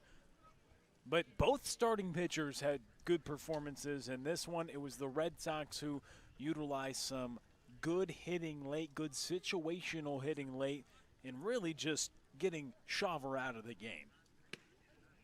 The Red Sox scored 2 in the 7th and 1 in the 8th. Of course, it was after Evan Shaver was eliminated from this game through 6 immaculate innings. 2 balls and a strike now to the leadoff hitter, Brock Wilkin.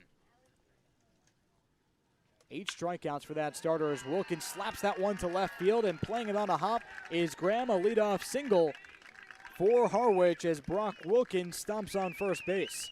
And Brock Wilkin can really hit. Huge frame. You were alluding to his size last time he was at the plate, but just has such a quick swing. You know his pop, 17 home runs at Wake Forest this past year. And his ceiling is very, very high. Brad just completed his freshman year and one of the better hitters in the ACC. So here's Cade Beloso with no one out and a runner on first. He's been on base twice today, a single and a walk. And Beloso drives that one to deep left center field. Graham retreating. He's at the track. He makes the catch. 1 gone. And Brock Wilkin retreats back to first. He was about 45 feet down the line waiting to see if Graham would lose it in the lights. Beloso put a good swing on that ball. Hit it the other way, hard towards Graham. And Graham, who was in center yesterday and left today, typically plays the corner infield for the Sooners of Oklahoma. But he's doing a fine job reading balls in the outfield these last 2 games, Brad. Andrew Jenkins now with a runner on first and 1 out. Takes the first pitch, changeup for strike 1. Jenkins, the freshman from Georgia Tech, ended the season strong. His last 10 games hit an even .405, 11 RBIs, and 5 homers. McLaughlin deals on the 0-1, makes it 0-2 with a fastball right down the middle. He's already hit the ball hard a couple times today. He's 2 for 3. His last single came in the 3rd inning to right field. No balls and 2 strikes with Wilkin dancing off of first base. The 0-2 fastball just below the knees for ball 1. That was close.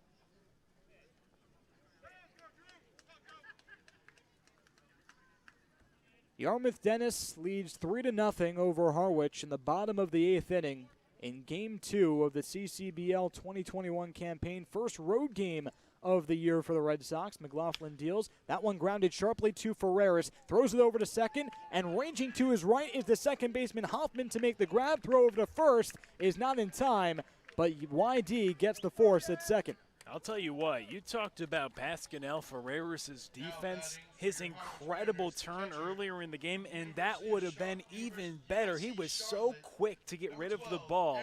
Played second yesterday, third today, typically just plays shortstop at Western Carolina, but that was an incredible play to get rid of it so quickly and nearly got the double play. Great defense today by YD. That's a strong throw, too, but a great catch by the second baseman Hoffman to keep that one in the infield, because it was a wide throw by Ferreras, even though he got the ball out in a hurry. Yeah, Hoffman has done a great job at second base today, working well with Lee. He was in part with a double play with Lee at short and Ferreras at third today, and almost executed what would have been a great double play again. Would have been the 4th turned by the Red Sox today. A bouncing breaking ball and then a slicing slider to make it 1-1 the count to the catcher, Aaron McKeithen. Seeing his first appearance at the plate as a hitter today, came in as a defensive sub for Patrick Winkle in the 7th. Runner on second with 2 outs, 1-1 the count. McLaughlin deals. Slider again. That one bends in for strike 2.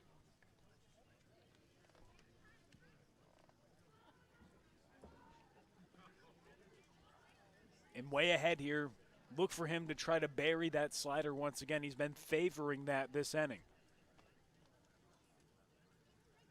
And McKeithen pops it up to the right side, foul ground. Luttrell saunters under it to make the catch. Side retired.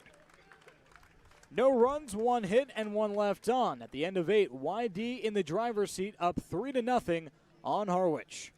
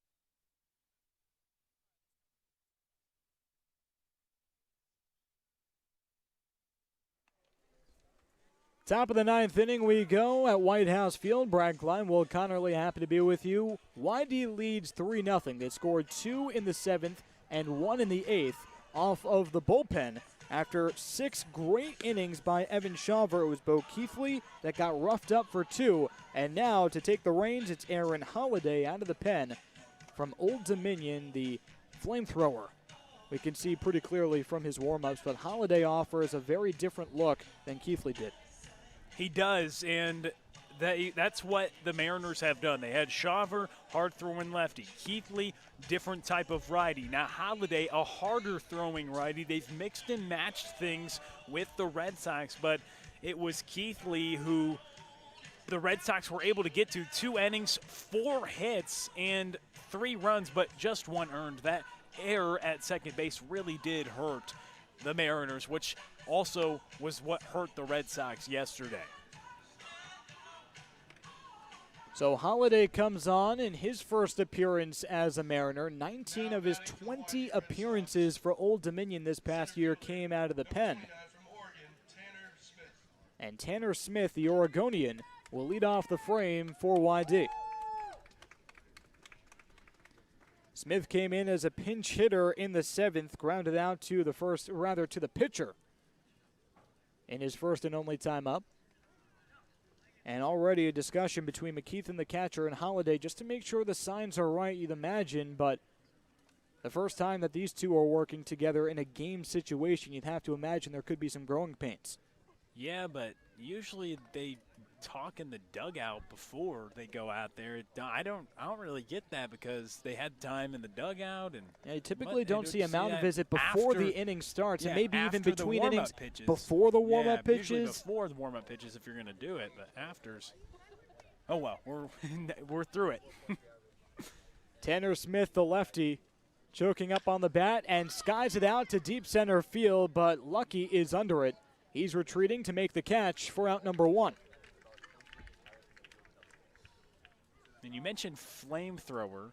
Old Dominion was 44-16 this past year. He was a guy who came out of the pen for a very good baseball team, 6'3", 205, and just hard throwing. That last pitch registered at 94 miles an hour out of the right arm of Holiday. So here's Briley Knight, who right now is the hero for YD, had the RBI single to break this game open, to break the scoring open. That came in the 7th inning to drive home Peyton Graham, and later on, a sacrifice fly off the bat of Wyatt Hoffman brought Cade Hunter home. Fouls off the first pitch fastball for strike 1. Holiday working from the windup, kicks and deals. Fastball is swung through and over by Briley Knight for strike two. Knight is 2 for 3 today. Had that RBI single to left in the seventh and also an infield single on a slow roller to second that Hughes was just not able to turn in time. And this one, a quick roller over to first, but fell.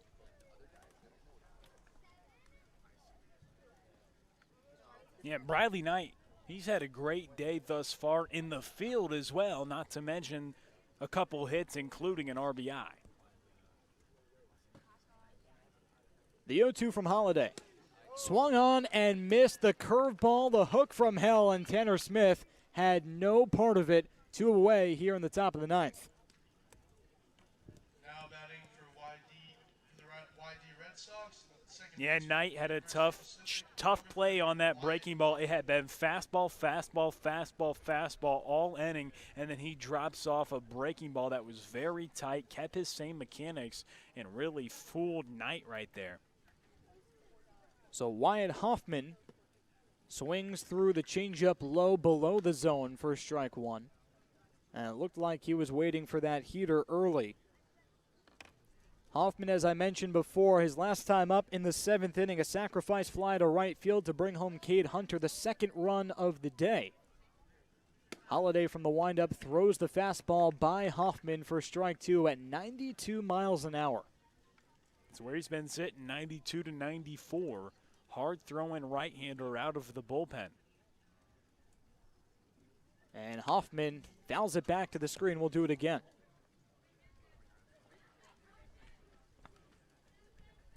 Now Wyatt Hoffman getting his first start and action as a Red Sox. Del Mar, California native, a senior from the University of the Pacific.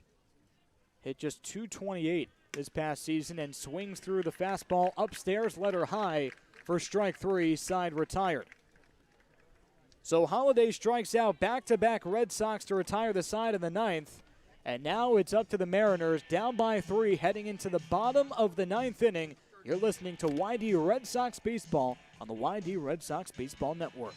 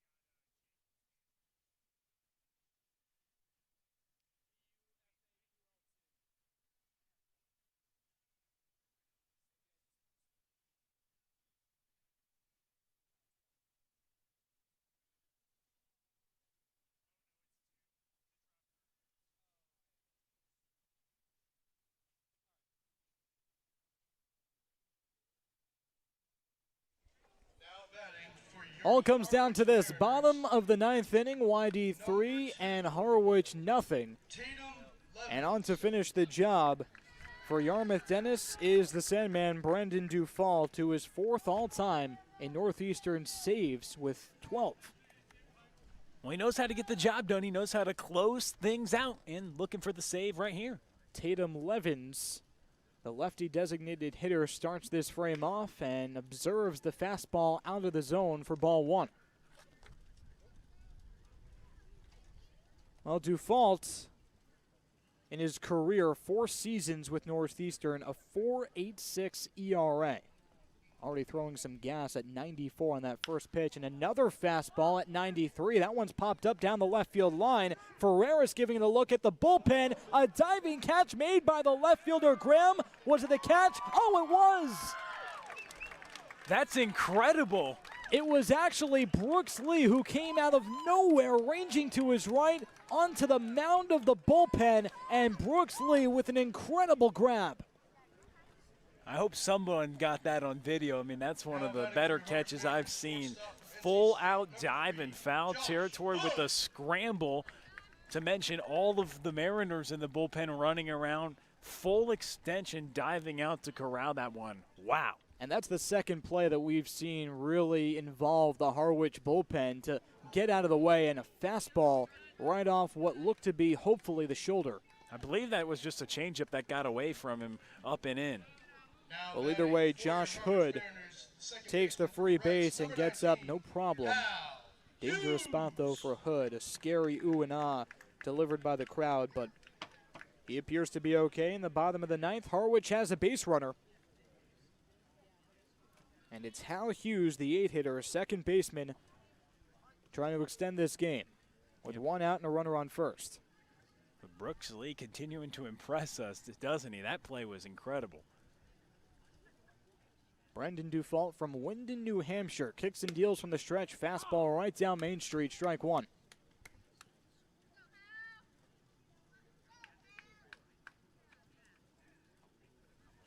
At just 6'5", well, at 6'5", 195, he has a lot of length. What does that do for his velocity? Because he's really dialing it up today. And he's able to get more extension. The 0-1 comes, a fastball whacked foul out of play to the right side. And you mentioned he had those 64 appearances at Northeastern in his career, 21 appearances in conference play, and his ERA is just 2.25 in conference play. He's even better when it's league games, and a big opportunity to shut the door here, something he's done in college ball. The 0-2 to Hughes. Swung on, grounded sharply to the right side, and Hoffman ranges to his left, flips it over to first in time. One away, but the runner advances to second. It's Josh Hood in scoring position with 2 outs. Now batting for the Harwich Mariners, right fielder from UNC Greensboro, number 29, Press Kavanaugh. So Harwich down to their final out, and Press Kavanaugh, the right fielder, is 0 for 2 today with a walk. It's all up to him. YD leads 3-0 in the bottom of the ninth. Brendan Dufault trying to get the save here. Strike one. And on the fastball was taken by Kavanaugh.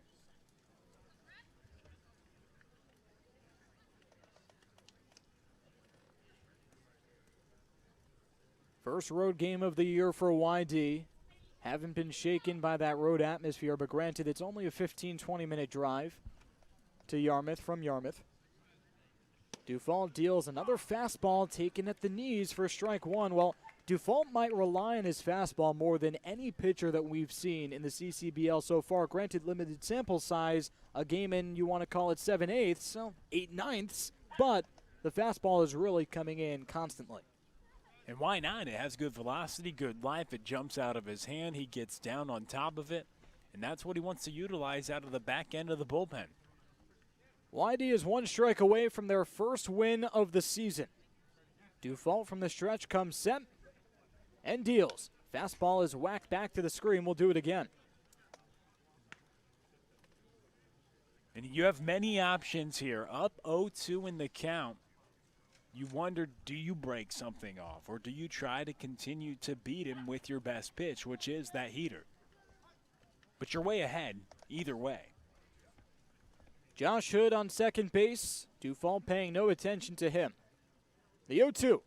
Swung on and popped foul over the press box, and we'll do it again. So 2 defensive swings by Kavanaugh to just tread water here. That was 94 on that high fastball. Being resilient, trying to stick to the game plan of putting him away with the fastball, but you think after back-to-back defensive swings, does that change something? I think it might. Nick Lucky, the center fielder, would be next if Kavanaugh can keep the line moving. No balls and 2 strikes. Dufall kicks and deals, and again a foul ball. Kavanaugh back to the screen. And the same 94-mile-an-hour fastball fouled away. Very, very impressive by Kavanaugh to continue to foul these pitches off. You know in the back of his head, I know he has a breaking ball, but is he going to use it? At 0-2 as a hitter, you're way in the defensive, but he's been able to fight, getting 3 consecutive foul balls. Runner goes, fastball sails way high and outside. Hunter corrals it, but no throw over to third as Hood kicks third on defensive indifference. The last out is the most difficult out to get, they say, and you know Kavanaugh's making it difficult, fouling off 3 pitches, taking the high fastball, and Dufall trying to battle and get the save. 1 ball and 2 strikes with 2 outs. Dufall again from the stretch. Comes set at the belt and deals. Fastball swung on and missed. Strike 3. Got him on the heater at 94 miles an hour. And Yarmouth Dennis takes their first win of the season, 3-0 here in Harwich. Incredible game today. A combined shutout for the pitching staff. Through 2 games, they've just surrendered 2 earned runs. The arms have been working. Briley Knight coming up clutch. 3 different double plays turned throughout the game for YD. Great defense, timely hitting, and what a performance on the mound from this pitching staff. 4 different pitchers used, but they all don't surrender any runs. They get it done. Thorpe with another starting performance that was great, and despite being dominated by Brewster's starting pitch, by Harwich's starting pitcher, they're still able to get to the bullpen and execute in the late innings just like yesterday, but this time, Brad, they come out on top. Unbelievable performance by this pitching staff. And the win goes to Zach Franklin in his first appearance as a Red Sox, 1 inning of work, and you mentioned he was only one part of that immaculate performance for the Red Sox pitching staff. 3-0 is your final. We have a post-game show for you coming up on the other side. You're listening to YD Red Sox Baseball on the YD Red Sox Baseball Network.